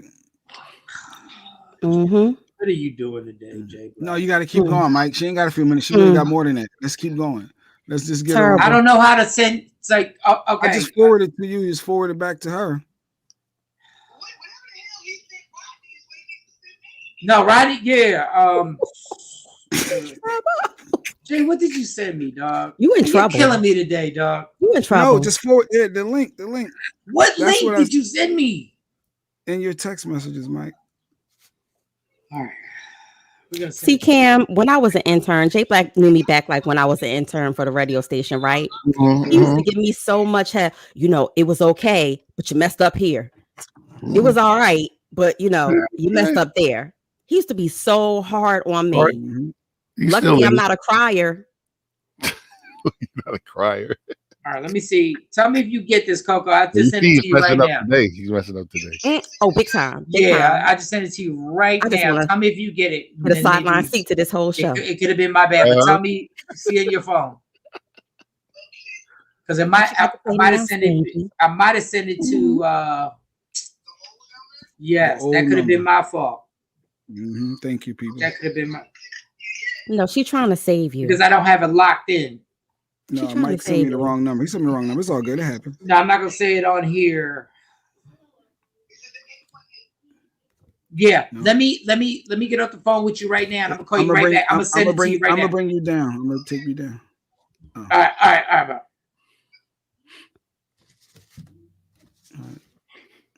Can we revoke his card now? Can it be in probation for like 30 days? Can we add 10 more days to the sentence? Let Mike figure that out. Oh wait, is he terrible? Terrible. You done got Mike pressure up. Can't you tell? Mike's pressure is up. Right? Mike is like, I can see this in a minute, yo. His pressure up. That's why I apologize. You're gonna have to smoke a whole nother Black and Mild. I'm getting off this train. I said I ain't doing it.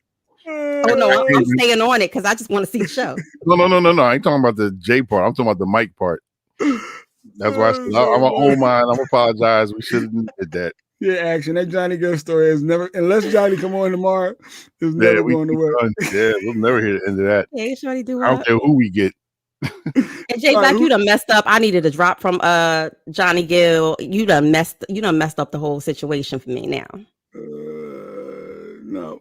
Probably didn't get nothing. No, Johnny be on tomorrow. I feel good about that. And CoCoa was just the wrong number. So hopefully she can she can join. I love CoCoa. Is Mike ready? Is Mike ready? Let me see. I think no, it's not gonna work.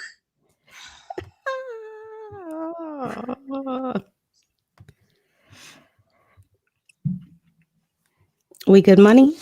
Yeah, next story, Mo. Next story. All right, well, speaking of money, Birdman let everybody know that Cash Money Records got racks on top of racks, which we already knew, but he let the cat out the bag and he said that he estimates Cash Money Records makes about $20 to $30 million just off the artist masters alone. You know, everybody's always trying to figure out how he gets that bag and how he keeps the bag. Well, the masters is the way. He said that, you know, you can make a lot of money off of the people's masters, but a lot of his artists over the years have not been shy to complain that they didn't get their bag. Even Lil Wayne complained about Birdman and said, you know, that he didn't get the money that he should have gotten. Wanted it all. So and when Michael Shawn don't have a comment, Spanky, you in trouble. Mike's somewhere else right now. Mike is mentally, he's looking at these numbers. He's thinking about Johnny. It's all because of you. It's all because of you. It's gonna be fine. Your eyes gonna be black and blue. She just got it. So that was my bad. I sent you the old CoCoa number, so that was my bad. Oh yeah, we move. Mistakes happen, Mike. We all human, and sometimes no, your mistakes don't happen. No, Mike. Don't let him get that. Don't let him get that. So hopefully she'll just once she comes on, Shawty, let us know. Go ahead, Mo. Give me another story. Give us another story. So speaking of money, YFN Lucci could be in more trouble and possibly have his bail revoked. He's been named in a federal indictment now in racketeering. That's not good because, you know, when the feds come for you, then they got something. So look out for that. I'm waiting to see how that story unfolds. Georgia law enforcement, they're not playing.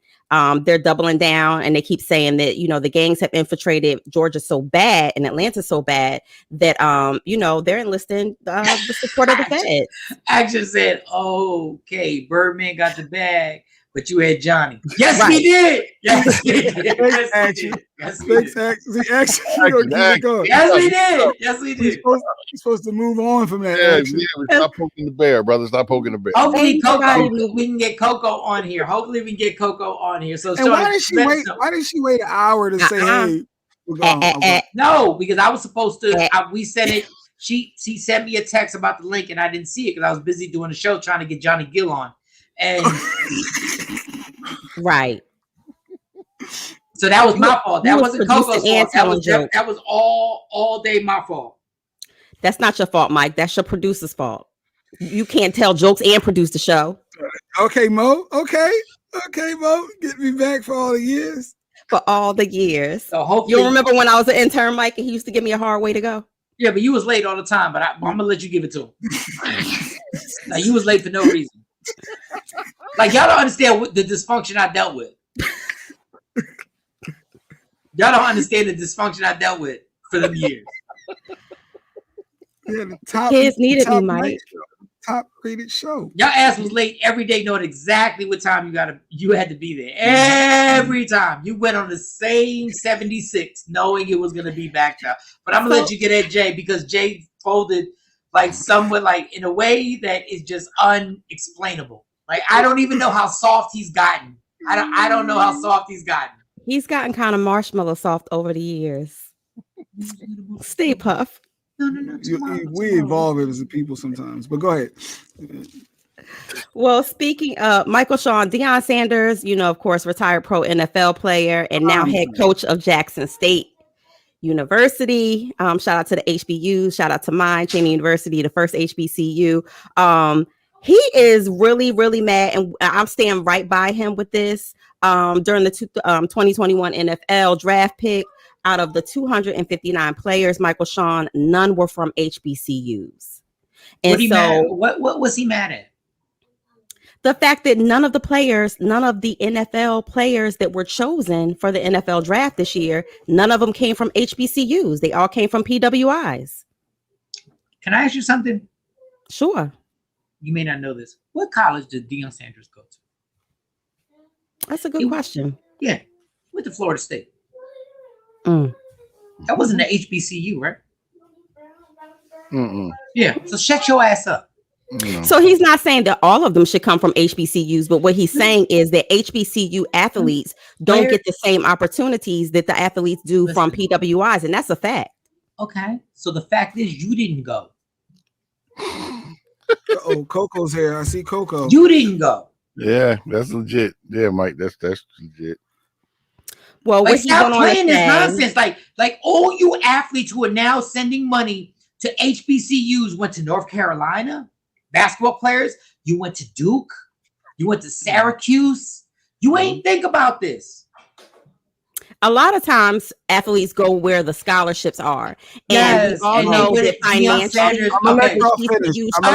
finances, and so they can't give everybody full scholarship. He could have went to a HBCU. We got to bring CoCo in.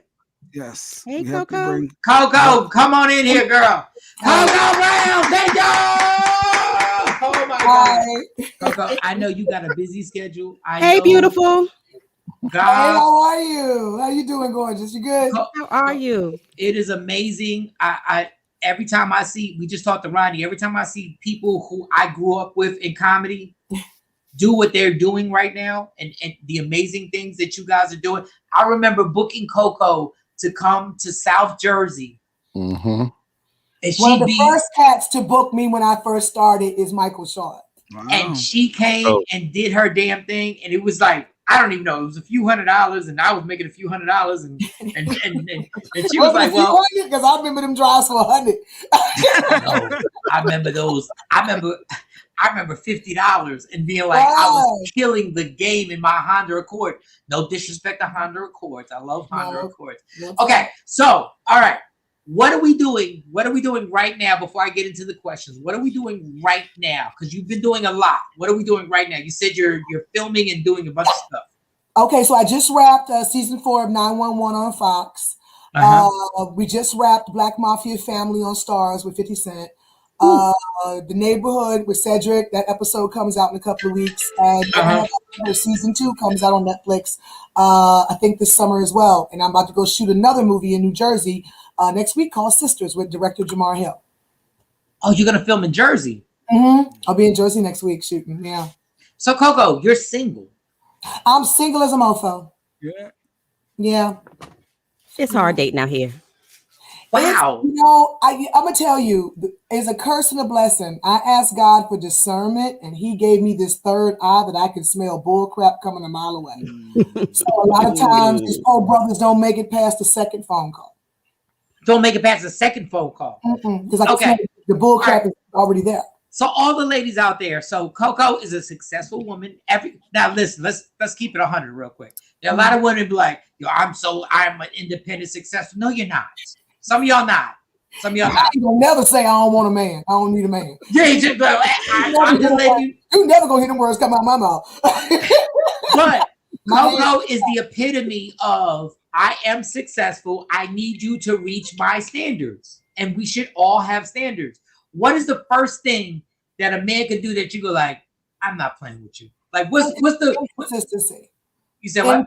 Inconsistency. Don't come full throttle for all of 2 days and fall off the face of the earth for a week and think you still have a spot. How fast do you think or how slow do you think you should take it with sex? I'm grown. If I find you attractive and I want to sleep with you, hey, and what becomes of that? I ain't one of them girls talk about, but I gave you my body. I ain't that chick. No. I'll be the one that hurts your ego. And you be coming to me talking about, but I gave you my body.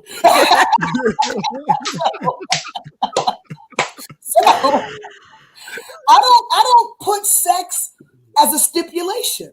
Because I'm bigger on integrity and character, a man being a man of his word, a man being the kind of man I can see raising my son. Like, sex to me? Now, don't get me wrong. I don't want no garbage sex. I mean, that could definitely be if your sex is horrible, I'm going to have a come to Jesus moment like, well, Lord, he's a good man. I don't put so much weight on sex. I don't. Well, why you call it garbage? Like, garbage sex, and they know it. They out here giving out this beautiful penis and think we're supposed to be grateful for it. CoCoa, I'm giving it all I got. Don't get me wrong. If you putting in the effort, and I'm like, okay, and it just got good to you, and you cross the finish line real early, I'm gonna give you another shot. But if you're talking hella trash and you come in with some Vienna sausage, I'm gonna be like, bro. CoCoa, I didn't know you were gonna smell that good. I didn't know you were gonna smell that good. You know, I'm gonna give you the benefit of the doubt the first go round, but that second go round, be like, hey, you know what? I'm gonna need you to focus. No, this is, and I'm glad you said that, CoCoa. That means you're a grown ass woman. I'm glad you understand that because like you got to give us like. Because if we really been lusting over you, like we really been lusting, like I've seen you on TV and then I know you differently, but I'm saying from the civilian, where you like, yo, I finally get to like, once you pop the bra off, like dudes is like, oh Jesus, I can't believe I can't believe this is happening. I will tell you, by real talk, this is when I knew I was famous. I had a dude in the middle of sex say, I can't believe I'm doing this with CoCoa Brown. Wow. Wow. If mine could have went down, that's when it would happen. Then the funniest thing is, do you see how women and what he was thinking came out his mouth, and I was like, bro, really? But the funny thing is, do you see how men and women are different? Like we really are different. And sometimes we can't understand. Like if I was having sex with somebody and they said, I can't believe I'm having sex with Michael Shawn, I would have got harder. I'm like, oh my God. A cape would have came out your neck. I get it, you know. I'd be like, you know what? You don't even Thanos glove. I get it. Give me the last rock. Give me the last rock, girl. Give me the last. Me, on the other hand, was like, wait. Because now it's like for me, I don't really out here frivolous. I'm not out here doing that. I'm not gonna say I'm celibate because celibate means I'm constantly not having sex for a purpose. Right. I'm just not having sex right now because I'm focused on some inner work and I'm working with me. Okay, so that's why I'm not having sex right now. But also too, I just don't want to give another dude the opportunity to see me in a movie and go, I hit that. I just don't. I've given enough charity work out. Guys are the worst. LLC. I've closed a nonprofit. CoCoa, I think, and I've said this in shows earlier. I think, and I said this, guys who do that. Guys who see a woman with another man and they happen, but I hit that. You are the lamest ever. You're the lamest ever to literally be like, you really on some CoCoa's in the movie. I hit that. Do you know how lame you sound, right? No, you didn't hit that. She hit you. You didn't hit that. Right. She hit you and she moved on, and your ass is watching her movie. You're watching the movie or the TV show that she's on. Like, that is the lamest thing ever. Okay, because I know you don't have a lot of time. Do you like, I'm going to tell you what I think. No, I'm not going to tell you. Okay. Are you affectionate? I'm very affectionate. Yeah. Are you a kisser? Do you like to kiss? I love to kiss. See, I thought that. What's your sign? I'm a Libra. You're a Libra. Okay. what is something that hurts your feelings that people would know that hurts your feelings? Rudeness. When people are just unnecessarily rude. And really? That hurts me. When I see like just simple stuff like just the other day I was on the plane and this dude literally watched this little old lady struggle with her suitcase. And I'm like, Negro, you can't help her. So I got up and helped her and I gave him the dirtiest look like, really, Negro? Like, this little old lady is struggling and you standing here like you frustrated because you can't get to your damn seat. So rudeness and just unnecessary displays of no compassion really pisses me off. What was the last thing that put a big smile on your face? My son.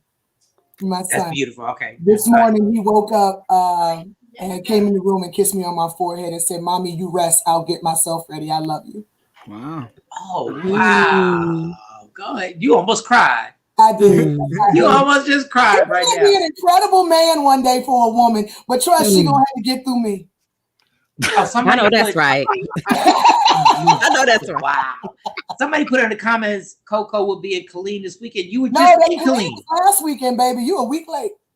Oh, did you book my show with them? Huh? Did you? No, they know about you. I gave them all your information. Thank you. No, that was last weekend. She's on, so I don't want. I'm in Detroit. You know, I'm in Detroit this weekend at Burt's Comedy Warehouse. What if you had to say? What is the ultimate that you look for in a relationship? If you had to say, listen, you've done your thing in your career, and you still have things that you're gonna go up to. Yeah. But if you had to do somebody's gonna be your partner, what would be like? Let's say the top two or three things that you would need for them to have. Character. Yep. You be a man of your word. Be a stand-up kind of guy that, you know, doesn't make me question your integrity every 10 minutes. Uh-huh. And a man that understands that I'm just a girl that wants a boy to love her. That when I come home, this whole Coca Brown mess comes off. I'm just Farrah, and I just want to curl up on my man's chest and him rub my head and tell me everything gonna be okay, baby. Damn, Coco, like, you know what, you've done so much, but I feel like you've gone through a lot. Oh, child, wait till this book drop. Yeah, and I feel like, what was it? Is there one thing that somebody hurt you where you were like, you know what, from this point on, I'm launching off to do what I got to do? But what was that one hurt? Because I joke about my hurts. I joke about it, and I joke about my ex-wife and all that other stuff. But stuff was painful. Was there one person or one situation that you were like, God, this is really trying to break my whole heart down? My marriage. Yeah. How long were you married? I was only married for 3 years, long enough to get my beautiful son. But to not only have the pain of a marriage ending, but to have such a betrayal in it. Because I don't know if you know, it's going to be in the book, but I found out 3 years and a baby into my marriage that my ex-husband was a bigamist. And he had a whole nother wife and kid in another state. And his whole family was lying for him because they was trying to come up off her. Oh, wow. Yeah. Wow. And they sat at my wedding and watched my parents spend $50,000 on my dream wedding and knowing it was a lie. Wait, they were at your wedding? And they all knew. They all knew what he was doing.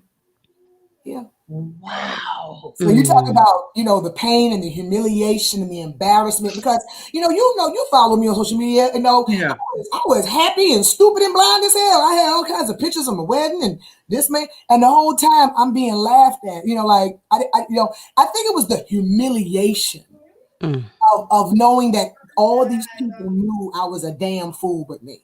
But you know what's crazy about that is that then when you're lied to, you feel like that. But in reality, it never gets to the people who lie to a good person who should feel the humiliation that all they did was lie to somebody who trusted people. Like, they're the people who should be the ones that are put in that spotlight and are sitting there going like, how do y'all do this to somebody who's just a good person? Yeah. All my friends, but I'm gonna tell you, I hate that we're using this word so loosely now because it's really real. But you're talking about a seriously narcissistic sociopath. because he still ain't divorced, and he done been through 50 relationships because I see them. Because people keep telling me, "Girl, you see, on Facebook." I said, "I don't follow him, but thank you for the information." So that's got to be a sick individual that's still going through this process doing that. But at the same token, I'm just happy that he is allowing himself to be present in our son's life right now. I have forgiven myself. Forgiving him was the biggest. I think that's why I've lost over 70 pounds, because when I forgave him, 50 of it was him. So I'm blessed. So it's like, I step aside, my son talks to him, his son knows they have their relationship. I'm over here living my best life. Honey, forgiveness is a powerful drug. Oh, yes, it is. No, it is amazing. I'm going to ask you one more question. I'm going to let Jay Black ask you these questions real quick. Okay. I know we relate on everything like that. No, you got 14 minutes. Oh, we got 14 minutes. Okay. All right. Cool. All right. What is the one moment in your career where you were in a scene, a movie, a TV show where you were like, God, how did I get here? God, it's been moments like that throughout my career. I think, being on tour with Mike Epps and standing in front of 15,000 people standing up, giving me a standing ovation. Nice. That was a moment. Being on set and Tyler Perry walking out and hugging me and saying he's a fan and that's why he casted me. Ooh. That was a moment. To have Oprah Winfrey come up behind me, at the Essence Women's Luncheon, put her arms around me and say, "How's my CoCoa?" Wow. Like to get that star on the Hollywood Walk, on Tyler Perry Walk of Fame during his gala a couple of years ago, to see my name immortalized in stone, that my great grandkids can go see that great grandma actually did something. That was a moment. To be sitting on 911 and have Angela Bassett walk up to you, hug you, and say, "Thank you for what you bring to this show." Huh? I can't narrow it down to one moment. It's been so No, I love the fact that you're giving all the moments, because that's amazing. Where I'm just like, how did I get here? To have Denzel Washington shake your hand and you go, "Hi, I'm CoCoa Brown. I'm a huge fan." He goes, "Oh, I know who you are. I'm a fan of yours." Huh? That's so it's been so many moments in my life, to hug the great Cicely Tyson and have her, tell me to keep rising, young woman, keep rising, queen. Like, there's been so many moments in my life, like, that I'm just like standing there like, how did I get here? How did this happen? So that is so amazingly deep. And now the question that I have next is so inappropriate, because I'm like, those are momentous. Let me drink some out this purple cup. Okay. No, please drink. Oh my God, because I'm not allowed to drink alcohol. I just hope you have vodka in that. This is just my son's Kool-Aid. Go ahead. Oh my God, because Denzel, Angela Bassett, Oprah, and now this is gonna be the most dumb. So, are you a sex toy user? Wow, what a shit! This was a bait and switch. I tried to warn you. Because I never would have put those names in sex ever. I'm sure Oprah and Gill had a few sex toys. Okay, never mind. You didn't. I said it. Go ahead. Are you a sex toy user? Yes. Okay, which one is the toy? Because this is the thing I'm always upset about. Guys don't have any type of sex toys that you can actually buy for a guy that you're not going to be embarrassed by. Like, you can't, like, women can actually talk to other women and be like, "I got this, I got that, I got this." Y'all have sex toy parties. If Jay Black ever invited me to a guy sex toy party, we would never be friends. I'm like, "Jay, I don't know what you're doing right now." What's it called? I'm like, "What are you talking about, Jay?" What? It's like, I can't. So, what is the one toy I will admit that I think is amazing, and this is old school. Okay. I think that bullet is absolutely amazing. That little thing can create what it creates. Mm-hmm. So you tell me, what is it? Because I've heard of a rabbit, a bullet. What is your sex toy of choice? Do you have it near you? Because you can show us. No, because I do not need to immortalize me holding it in this camera. Somebody screenshotting it. Absolutely not. I'm making an Oscar one day, and somebody will put that at me on screen with the Oscar, but they'll put the bill. Thank you, God. Never will I give him that.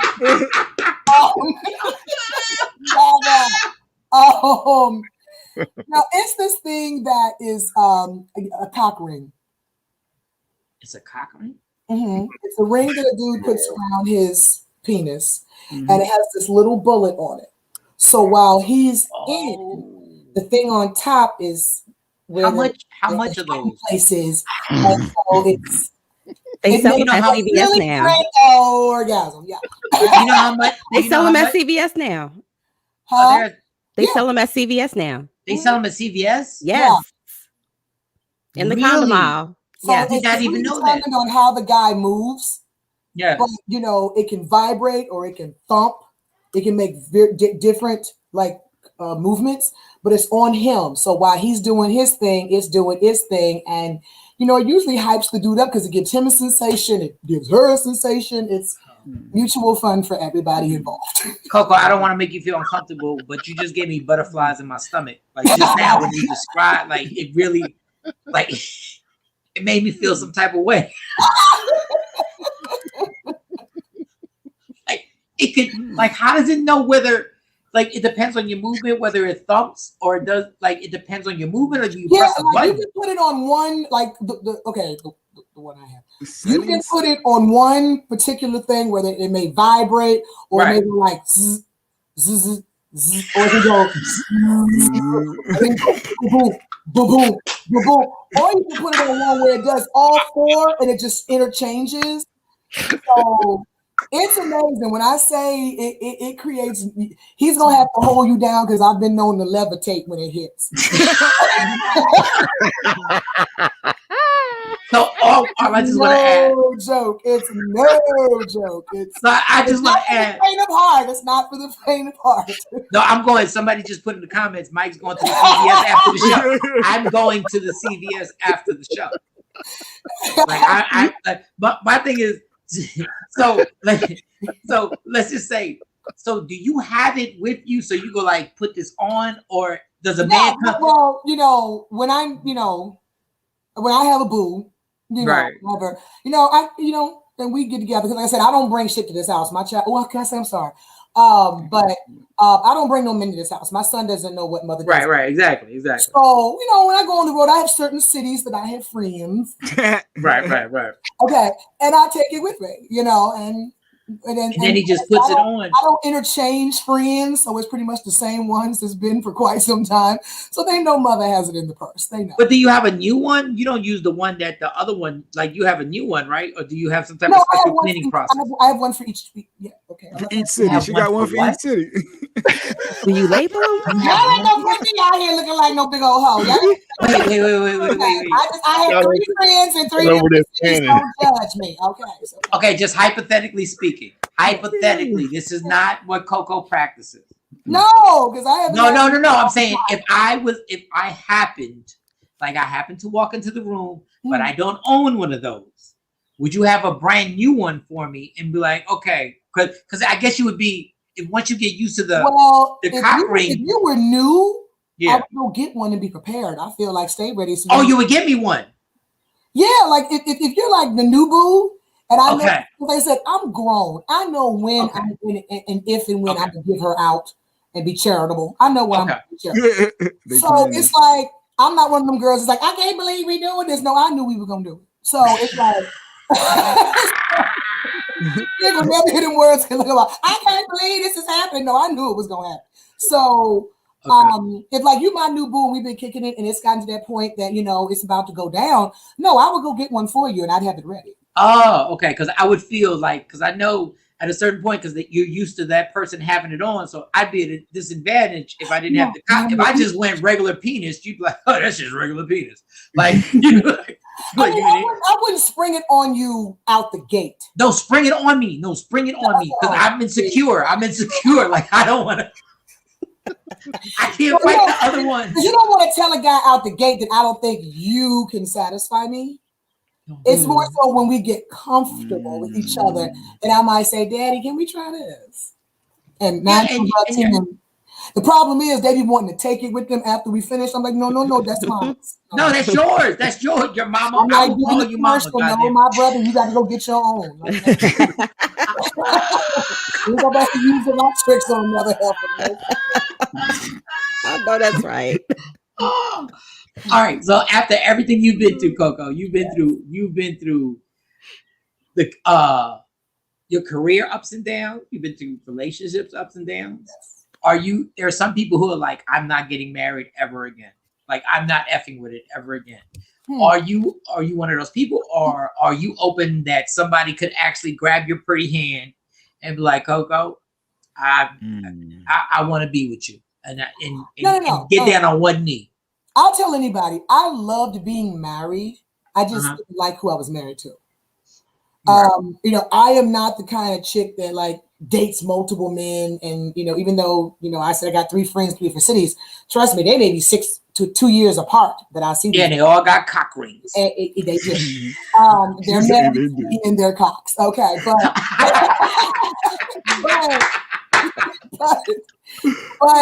I still believe in the institution of marriage. My parents have been married. It'll be 55 years this August. Oh, God bless. My brother and his wife are getting ready to celebrate, I think, 12. One of my best friends and her husband just celebrated 25.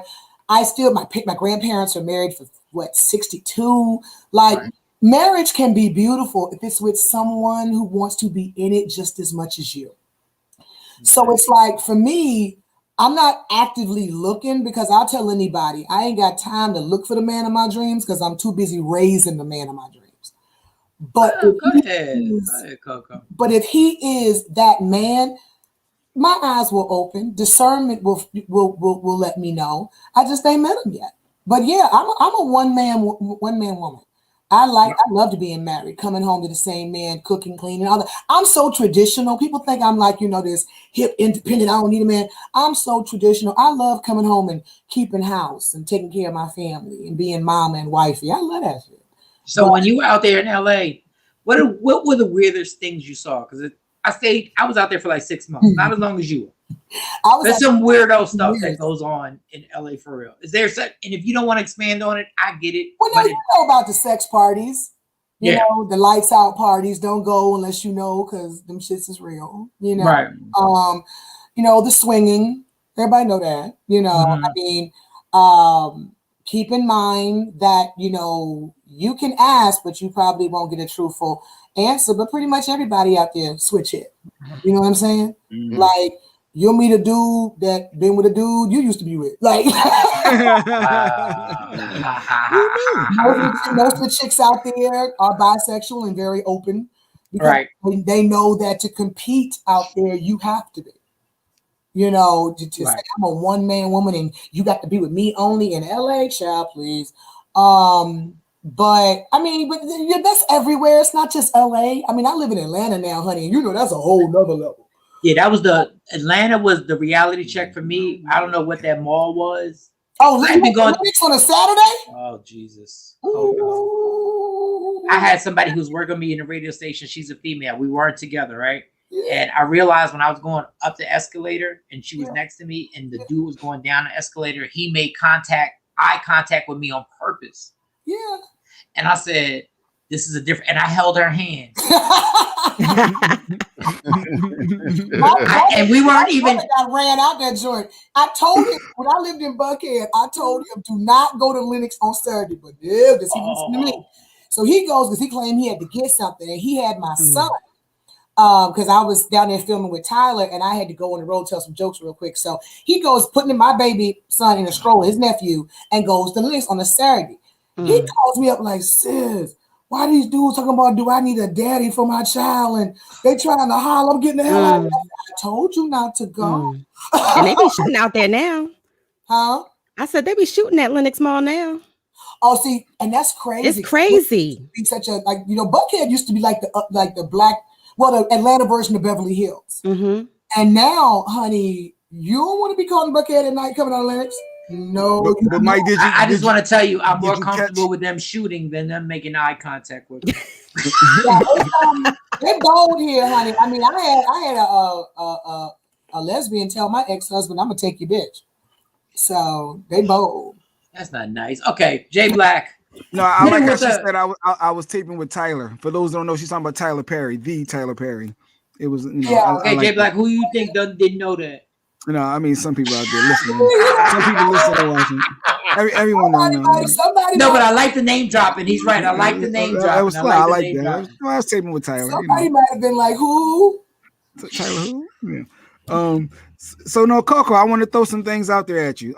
As Mike like to say, I say real quick, I want to get to know our guests a little deeper. So I throw little things just for you you got to pick. So like catching dogs, and then you would tell me if you into catching dogs. But I'm gonna do end of the night for you. It's the end of the night. They're everybody's single, you get a free pass. It's 2 guys. Who's CoCoa taking in a hotel room with them? With her cock ring. That's what I need to know. That might be him calling. Hey, Vivian, I'm finishing up an interview now, but I'm already on. Okay, all right. So, honey, that's that publicist, honey. Them publicists don't play. What you say? I'm a lot of money to answer her calls. Okay, what you gotta answer that. So I'm gonna throw this picture out, and you're gonna have to pick. So there's gonna be 2 guys come on the screen. Hotel. Who you taking in a hotel room with you with your new cock ring? One night only. Have some fun with it. Let's go. First image. Trey Songz or Usher? Who is CoCoa Brown taking in a hotel room with her? I'm gonna be real with you, Usher, because I feel like we can have a grown ass conversation afterwards. Okay, all right. No disrespect to Trey, he just seems young and one of them cats that try to be like a butthole after he finished. And then I'm gonna have to like hurt his feelings, like you ain't nobody. Like, you ain't had a hit since 2000. Here we go. Next one. Omari Hardwick and Michael B. Jordan. Look at her face. Both. No, you got to have both, girl. Threesome, please. CoCoa, there's only one if cock ring. If I would do a threesome, put me in the middle, Jack. Put me in, Coach. CoCoa, there's only one cock ring available. There's only one cock ring available. Go ahead, come on. This is good work, Jake. This is good work. I mean, not that I'm saying it's good. I'm just saying that the fact that I got CoCoa Brown actually thinking about it. You know what? I love a man with a beard, so I'm gonna have to go with Amari. Hefe. I love a man. I think that's so sexy. Look at Mike rubbing his beard. Mike rubbing. Mike, are you crazy? You trying to mess up the whole black comedy world, dude? You know who CoCoa Brown with? Here you go, mad as hell when I get mad. Okay, go. You Morris, go. Morris Chestnut. Love Tay, but Morris all day. Morris Chestnut all day. Yeah, I love Tay because he was the man, and I still got a groove back. But Morris all day. Morris. All right, I think this is my last one right here. My last one. You got to pick. Flavor Flav. I'm kidding. Come on, Jay. What are you doing? Yeah, he'll sing. He'll sing that little "Seal from a Rose" song for me. Seal all day. And you know his scars are from tribal warfare. Yes. Tribal warfare. No, it's true. That's what the scars are. Yeah. Oh my God! Why did y'all run that by me before y'all did that? Me and Eurable when we done. Like, Flavor? No, that's the day I would just jump off a bridge and let the Lord have. Oh my God! All right, and the very last one I'm gonna ask. So I don't even want to watch this one. No, it's no more pictures. No more. It's just it's the words one. So you only can have one kind of sex: nasty sex or making love. Nasty sex or making love. Which one? I like the fact that she paused. I like the fact that this is why I'm attracted to CoCoa. She don't know when I booked her, when she came to South Jersey, she don't know how, like, there's a sexiness about her, because it's not like she's all like, when she gets off stage, she's not aggressive. She's not aggressive. But then when she does that, she puts a smile on, she goes, nasty sex or making love? Nasty sex or making love, woman. Nasty sex. God. Making love. You sure? I think in the end, making love. You sure? God, that's tough. I don't think she's sure. I don't think she's sure. I'm not. CoCoa. I like a little bit of both. I like it both. We all do. Let me put my voice on. I had to go one way. If I had to go one way or another, give me 1 second. If I had to go one way or another, it would be what? You hear my voice right now? It would be what? It ain't even squeaky. God, I feel so bad. Okay, nasty sex. Okay. It's just something about that passion, that aggression, that I'm taking all of my frustrations out on you. So that when I release, I feel light and weightless. Are you a talker, CoCo? Do you talk? Now you up here going, okay, what does this mean? After nasty sex, you know exactly what you know exactly what it means. CoCo, are you a talker? Do you like to be talked to? Yeah. You do. Like, do you like the picture to be painted? Do you like to just be talked? No. I don't want you telling me what you about to do. No, surprise me. What do you? What talk do you like? What talk do you like? It's yours. Like somebody taking you somewhere, like, listen, we're doing this. Like we're. I mean, tell me how good it is. Tell me how good it is. Tell me how you about to lose your mind up in this shit. You know what I'm saying? Yes, that's what I'm talking about. Tell me you about to give me a little bit more. Just hype me up. But yeah. And then cuddle afterwards, or do I need to just leave immediately? I'm terrible. Dudes be wanting to cuddle, and I be like, all right, boo, and I roll over. That's not bad. I'm not mad. I'm not mad at that. I'm trying to get better at that. But when I'm ready to go to sleep, I just have to be in my sleeves. Yes, because whoever makes more money gets to go to sleep the way they want to. Like that's just what it is. Like after it's all over with, whoever makes more money, I'm like, I don't know. Like dudes be wanting to cuddle, and I'll be like, okay. Yeah, sweaty, and no. That's beautiful, and you should dictate that, CoCo. You deserve that. Whenever you get done, you deserve to be able to roll over and have your space and have your. Don't share my pillow, dude. No, we're not sharing pillows. Just make sure you have your space, because until you're financially on my level, you can't share this. You something. The dude who gets me to cuddle, like to spoon and all of that after sex, that's probably gonna be the man that I spend the rest of my life with. If you lay your head on his chest after sex, you're over with, right? Yeah. If the dude that gets me to sleep like that all night, yeah, you the one I'm gonna be with. You the one I might be in the backseat of your car talking about you ain't leaving me.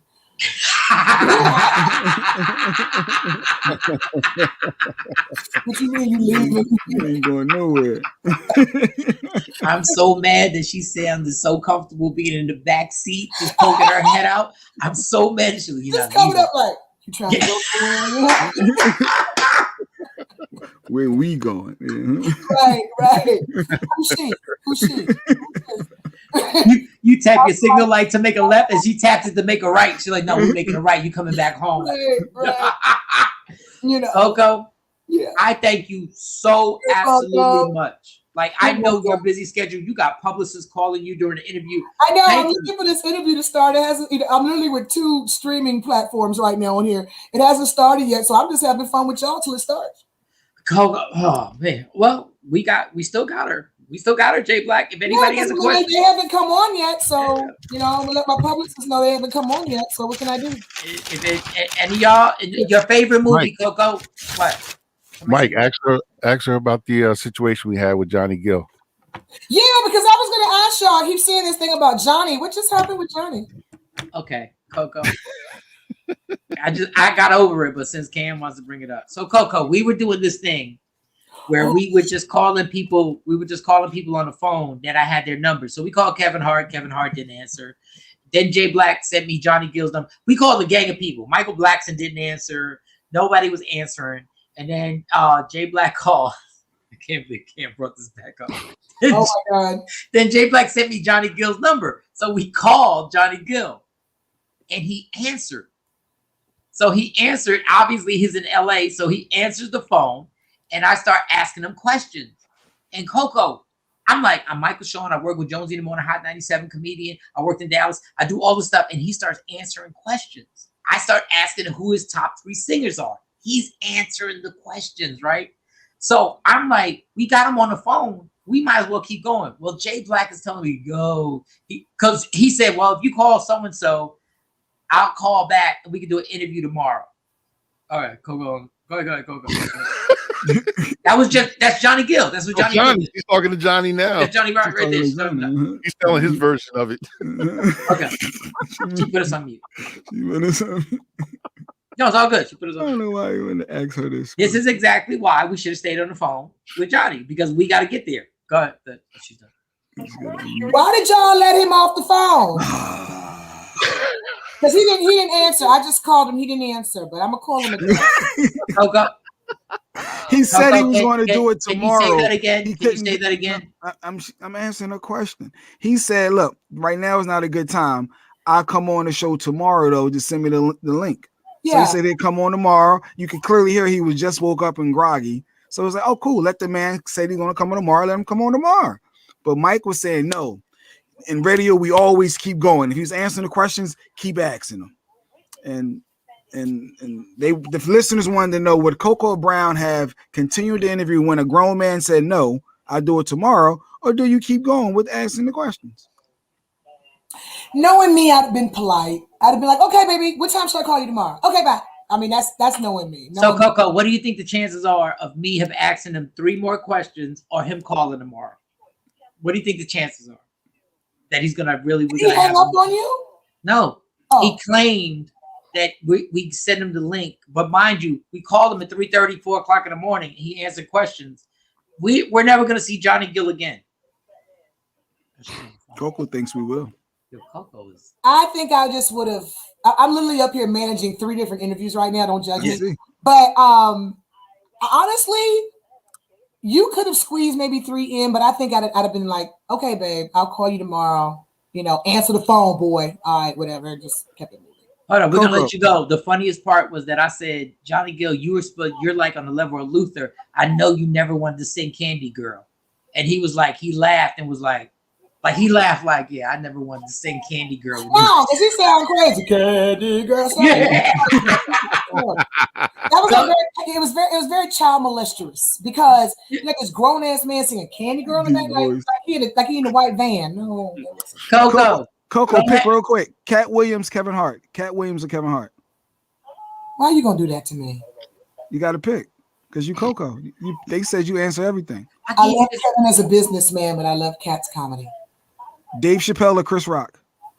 Damn. Yeah, we asked all the comedians this. Damn. I laugh more with Chris, but I think more with Dave. Good answer. Cedric the Entertainer or Steve Harvey? Cedric.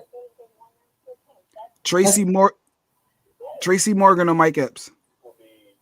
You know, I've never seen Tracy stand up, so I would have to say Mike because I've toured with him. Wow, you never seen Tracy? I've never seen Tracy stand up in my whole crazy. Career. Okay, go ahead. Jay, one more. Monique or some more? Damn, now see, that's tough. That's tough because I look up to both them sisters. So I just worked with some more and seeing her perform up close and personal, she's a freaking genius. That woman is a monster. Monique, I just love her brazenness, truth that she stands in. You know what I'm saying? She is just brazenly, boldly standing in her truth. But some more on stage is a reckoning. Go handle everything you're about to handle. Honey. Let me go get this other money. Okay. Go ahead, sweetheart. Please. Every once in a while, I'm gonna say good morning. You ain't gonna answer it back. Every once in a while, I'm gonna text you good morning. You know, I might be the woman you need. Get your life together. Y'all gonna see it. Y'all gonna see it. Well, CoCoa got Mike all the way together. Okay. Love you, CoCoa. Thank you. CoCoa Brown, y'all. CoCoa Brown. All right. I know we went super over today, but we made it happen. That was my bad that CoCoa Brown was late because I sent the other number. So that was not Jay Black's fault. That was my fault on that. That was my fault, but we got her, and hopefully we can replay it. And shout out to CoCoa Brown. Johnny Gill, y'all don't stop it. I'm glad she touched on, saving and preserving the coochie points. Like I like her realness. Yeah, Queen Gill. That's right. Johnny's going to call back. Johnny won't. No, he'll be there. I'd like to take a wager on that. And I think I'm gonna hear from Johnny Gill ever again. Johnny Gill's the mom. I'm actually over it, but it was great at the moment. It was great, because because I feel like I was right. So I milk something when I'm right, but I'm over it. We're never gonna hear from Johnny. We'll have him on here. We'll have Johnny. And hold up. Let me predict something. Jay Black is now obsessed with this. I'm over it. Like we had a good moment, and Jay's not gonna stop now. Johnny Gill, you're in for it. The text messages. I need the payoff now. I need Johnny to come on. He promised. He said it. You can't say something you're not going to do. Really? You can't. CoCoa said about integrity, right? And being the man of your word. That's what I heard. So Jay said, you got to keep your word at 4:00 in the morning. Like, you shouldn't have said it. You got to think before we speak. And he promised. So it should be. What are you going to do now? What are you going to do now? No, I'm going to harass Johnny. I mean, I'm going to reach out to Johnny and make sure that we're good. And then Shawnee's gonna reach out to his management. You know, we're gonna make sure tomorrow we good. I was supposed to have Emilio Sparks on tomorw. We're supposed to have Sparks. I talked to Sparks for state property, but you know, we could do both. Yeah, let's do both. Yeah, I told you each week we'll have somebody from state property, but yeah. Let it go. No, we can't let it go. I need to figure out Johnny, and I need to figure out where this cock ring is at that she was talking about. Those are the two things. CVS, the condom aisle. I'm gonna have it never disappoints. Figure it out. Let's try. Why not? We grow up, we evolve. Let's try different things. She said it made the female. She make her levitate. Like you buy that. I bet you get Scrapple. You get Scrapple 7 days a week if you buy that. I ain't never seen somebody levitate 7 days a week. I want to see somebody float in the air. I want to see that.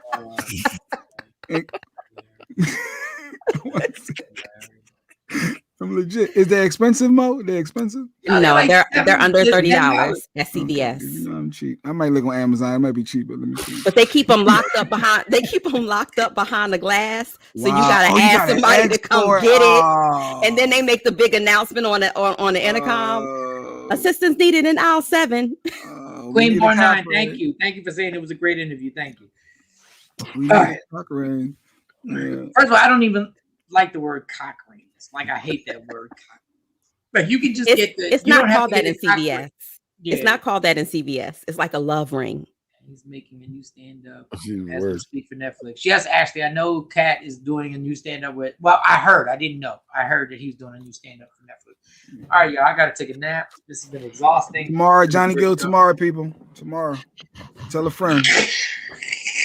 Jay Black, don't make no promises to these people. 1/6 of New Edition. 1/6. The man is the mind by himself. Watch y'all. As I know my brother, I'm over the whole thing. It was a great segment.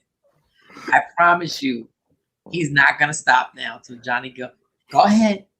We're good. I think it's funnier that we don't get him. It'll always be the saga every show. We got Johnny Gill coming up tomorrow. That's the funny part that we don't get him. You're gonna have other people asking him, yo, you know, before we start this interview, what happened on, you know, the Michael Shawn and the Takeover Legends show? I got the clip. He said he'd come on tomorrow. We got it. I got the clip of you telling me to wrap it up and get off the phone. I got that clip.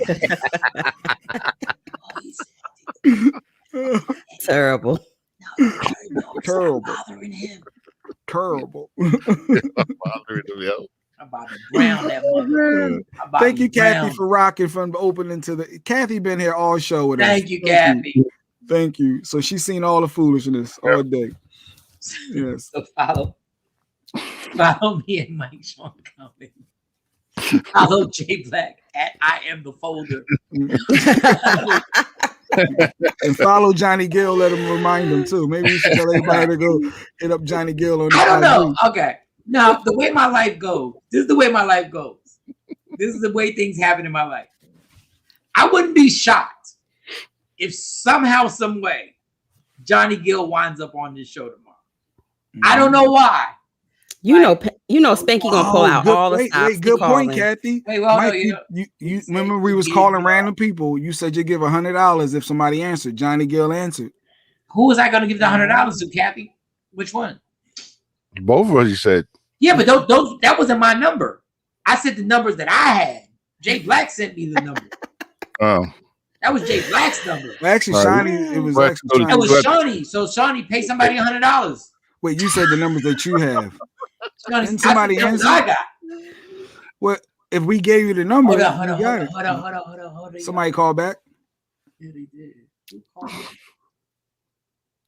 Who called back? I think that was Clint Coley. I think it was Clint Coley that called back. Clint Coley.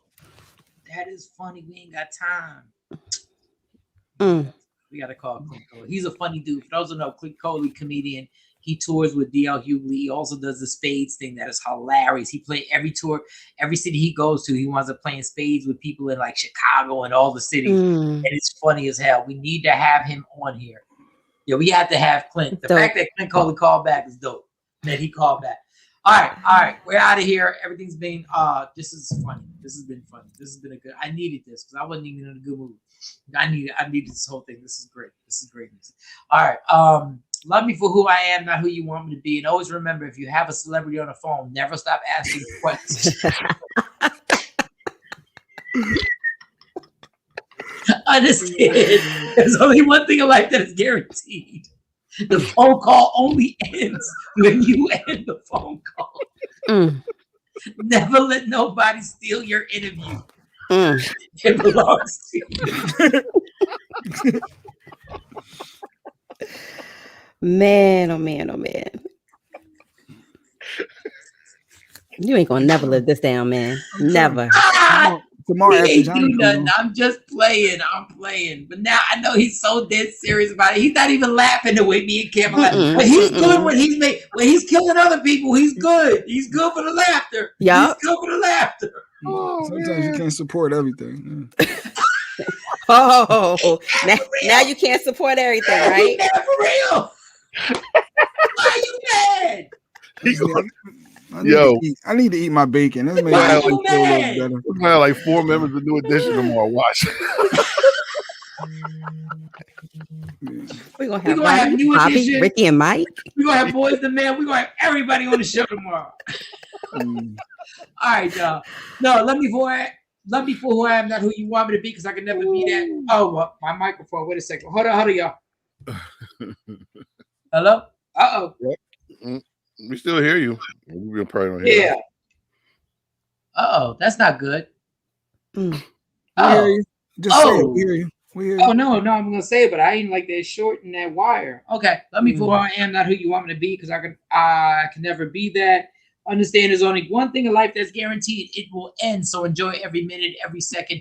And get this. Don't let nobody steal your happiness. It belongs to you. It's Michael Shawn, Jay Black, Sexy Mo, and DJ Cam. Get us left #1. We have the Takeover Legends. We'll see you tomorrow morning at 6 a.m. Yeah. Michael Shawn and the Takeover Legends, where nothing's off limits. Free Agent Radio.